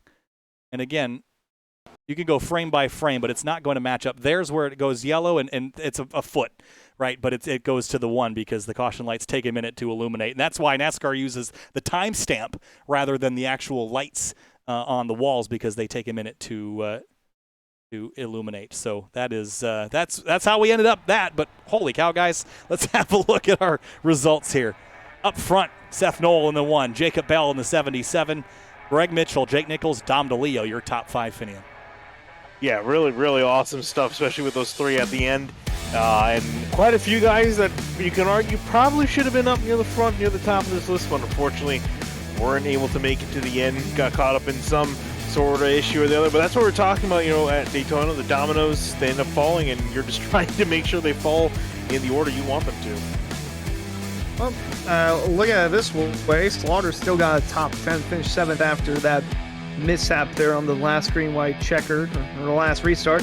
Didn't expect a photo finish like that, but man, what an interesting way to end the race as Springer, Sturgill, and Cedric Hunter round out the top 10, and you get a look at the rest of the drivers who finished 11th through 20th. Yep, and then looking down, James Scioli there down in P20. Here's some drivers that didn't have days that they would have liked. Connor Horn, 24th after running so well. Travis Beckner really never got a fair shot to rebound after getting locked a lap down early in this race. Dwayne Culberson we saw involved in that last lap crash. Cosmo Yoshiwu, the 84, led so many laps this race, led the most laps, 31st place in this one. David Weishart, 35th, a night to forget for sure. Eric Wineland, wild race before we jump on to the interviews here post-race. Yeah, that was incredible. I managed to get through each channel. I won't play the radio clips, but heartbreak for Jacob Bell, who thought he had the race won. The iRacing timing and scoring put Seth Noel ahead for his first Area 500. Hunter, I think you said something about the driver that's won the race has started near the front. Seth Noel inside row 3, E5, goes on to win. I chose the wrong driver from the same row. Unreal. Well, let's talk to our third place finisher in this one. Greg Mitchell in the number 2 brings home the number 2 Ford Mustang in third. Now, Greg, I know that's not exactly where you wanted to finish. You were up front and in contention there, but it just slipped away in the final moments. Take us through your race and that final restart. Yeah, definitely bittersweet. We had a really good game plan. We didn't really have it worked out all the way through the race, just kind of how it played out. But we had me, Cam, and Dom all lined up, and we had a really good run. We tracked Jake down, and then we just screwed up. We were trying to get down to side draft a little, and we just broke loose. And so we were in good shape had that not happened. But coming to the last couple start finish, I had a pretty good run to get the lead, and then that caution came out. And then I know how fast Jake is, so I decided to start on the bottom line to get his push, and that out, which was kind of risky because the outside can get some good runs, but the outside, the low line. Sorry, I can't talk right now. Still a little amped up, I think. But the low line was running a little quicker on that first lap. It seemed like the good place to be. And then, and then I think you could draw a line across me, Jacob, and Seth going when that caution came out. So bittersweet for sure, but that was fun. A fun one for sure, Greg. Hey, congratulations. The top 5 is not a bad way to start the season, so good luck to you next week, and certainly not a bad result despite leading some laps there late in the going. We'll see you next time. All right, and thank you guys for doing the broadcast. You guys do a killer job. I'm so happy to have you guys on board for another season. And thank you to the teammates on Fazekas and NAI, Leo Bram and Magyar Bank, Eat Sleep Race, and Flash Picks for all being on our cars this season. We're excited. Appreciate it, Greg. We'll see you next time. Thank you. Jacob Bell brings it home in second place. Thought you had it won, Jacob, and we thought you did too. As the caution came out, we were waiting for the yellow lights to illuminate. They did. You were ahead, but the scoring has you otherwise placed second. So I know it's a disappointing end, but where did you come from up there at the end? Take us through it.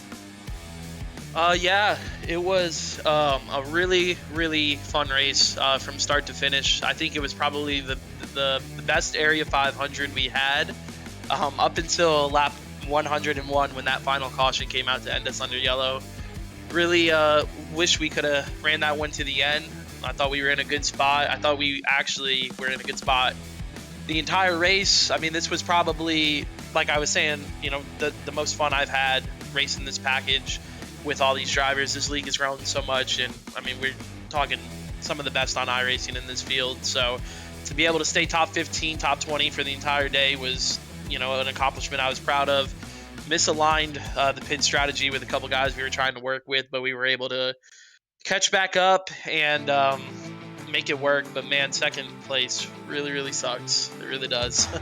Well, it's definitely better than 32nd maybe, but perhaps feels the same. But Jacob, at the end there, we always know that in these late overtime moments that track position is so important. So is there anything in your mind that tells you to lift on these restarts? Because I think everyone else is just, as soon as they see smoke, it's flat foot into the floor because you got to get through it to make it back and steal a position away. Yeah, I think you just race with your head. I don't think I've ever really been the type to just drive through somebody, even if it is for a win or for pushing there late at the end of these races. And I think everybody up front did a really good job of that, especially on those late restarts. We were working with my teammate Jordan Martin and Jake Nichols in the 73. We were trying to link up as much as we could there at the end and throughout the race, and it almost worked out. And it definitely sucks, man. I sacrificed a lot to get this league going, and to have you guys here broadcasting. You guys do an amazing job, and to have this league where it's at, it's definitely a big accomplishment. So I'm happy to be here, and I appreciate you guys broadcasting, and thank you to the sponsors. Appreciate it, Jacob. We'll see you next week. Yes, sir. And the winner of the 2023 Area 500, Seth Knoll, gets it done, wins the Area 500 in overtime. And just by the skinnier teeth there, the yellow flag came out. And where did he go? There he is. In just a moment's notice, yellow flag comes out, and Seth, you were leading this race. By how much, we don't know, but we know it was close. Side by side with Jacob and Greg, you win the 2023 Area 500. What are you feeling? I don't know. I don't think it's quite hit me. Still a little shocked. I'm a little disappointed it didn't play out, because it's not always the best to win a caution race, but if it's going to happen, at least I finished first. At bat, I don't know. Seem almost apprehensive about it, but I promise you did win. We did back and take a look, and it was so close that the 77 was ahead when the lights came on, but as we know, the scoring isn't quite the same. But take us through your race in general and kind of powering through the pack. It was busy out there today, lots of strategy, but not a lot of yellows to break things up. Yeah, the race pretty much started out with me and Cosm and teammates just controlling the race, and then I got shuffled back because I messed up my pit stop, and then same thing, I got up to Cosm, we controlled the race until about 5 laps before the green flag pit stops. And then we kind of botched our pit stops and put ourselves back in the middle of the pack and couldn't really ever get back in control. And then the last caution ended up working out literally perfectly to me, where I was able to just leapfrog one row at a time, keeping the outside lane, and ended up being the second car on the top on the final restart. And then my contact with Brad that got him loose off 2 ended up benefiting me, and what would have ended up hurting me if it had stayed green. Well, Seth, congratulations. You won the race. I'm sure it'll sink in a little bit later for you, but congratulations. Job well done. And we'll see you next week as an Area 500 winner and a playoff contender, so congratulations. All right, appreciate it, boys. Shout out to Celsius. Won the car. Badass looking paint scheme. Can't lie. Look at that paint right there. Look at it. Beautiful. Appreciate the boys at Miller giving me some help all race, giving the strategy help. And apologies to Brad again. I just misaligned off 2. It's just the way it goes, I guess. Appreciate it, boys. Just the way it goes. There's the margin of victory. Seth, we'll see you next week. Thanks for chatting with us. Finian, that's what it looked like there at the end. Just feet. And it didn't take long before the 77 powered out ahead. If the caution came out a half a second later, things might be different. But what a way to end our Area 500 and kick off our season. Yeah, really, what a fantastic way indeed. These guys gave it their all 100 laps. We saw a lot of comers, a lot of goers near the front. And if this season is anything like what we saw with this race, we're in for a treat in season number 4. Hunter, what you got? Well, looking back at it, great race overall. I can't lie, I am a little disappointed in the way that it played out, mostly because the last 3 cautions happened the exact same way, in the exact same spot too. But yeah, again, the photo finish, didn't expect it to turn out the way that it did. Very close at the end. And also looking back at the results, it looks like Dom DeLeo is going to be the winner for the hard charger, or the biggest mover of the race. Started 35th, finished 5th. It's up 30 spots, and tough there for Michael Sturgill, who started 38th, finished 9th, so 1 spot away from a tiebreaker there. Not sure how that would work out, but nonetheless, all it took was 2 laps for Seth Knoll, and he got the job done, and maybe a few inches from the front bumper. But really excited with how the rest of the season is going to play out as we go to Charlotte next week, so we're going to bring that same intensity a week from now. And Eric Wineland, brief final thoughts here from Daytona. And Cosmin Yonishiwu led the most laps. He led just about half the race, 51 laps. And so he'll pick up that $25 Amazon gift card courtesy of Elwood Design. Special shout out to them for all of our graphics and helping us out with some prizes. But yeah, off and running. Now the wild card's out of the way, Kyle. And now we get into the meat of the good tracks on the schedule. Charlotte up next, then Dover. Yeah, it'll be a fun one. America's home for racing next week. The World Center of Racing this week. By the way, Cosmin Yonishiwu led 51 laps. His 51st lap led was lap 54, and he didn't lead after that at all. So it was all first half dominated by that 84 car. Thanks so much for joining us here tonight, though. It was a blast. Thanks for being with us and debuting parts and pieces of the new broadcast package. But thanks so much here on SimTV. Make sure to subscribe if you have not. Make sure to follow twitch.tv/Area iRacing. And before you go, race fans, be sure to check out shop.areairacing.com for merchandise to represent your favorite drivers and teams. Shop from our brand new selections of champion t-shirts, jackets, hats, and more. Easier to shop, quicker to ship, better to wear. That's the shop.area.com promise. We'll see you next week from Charlotte Motor Speedway. Thanks for watching.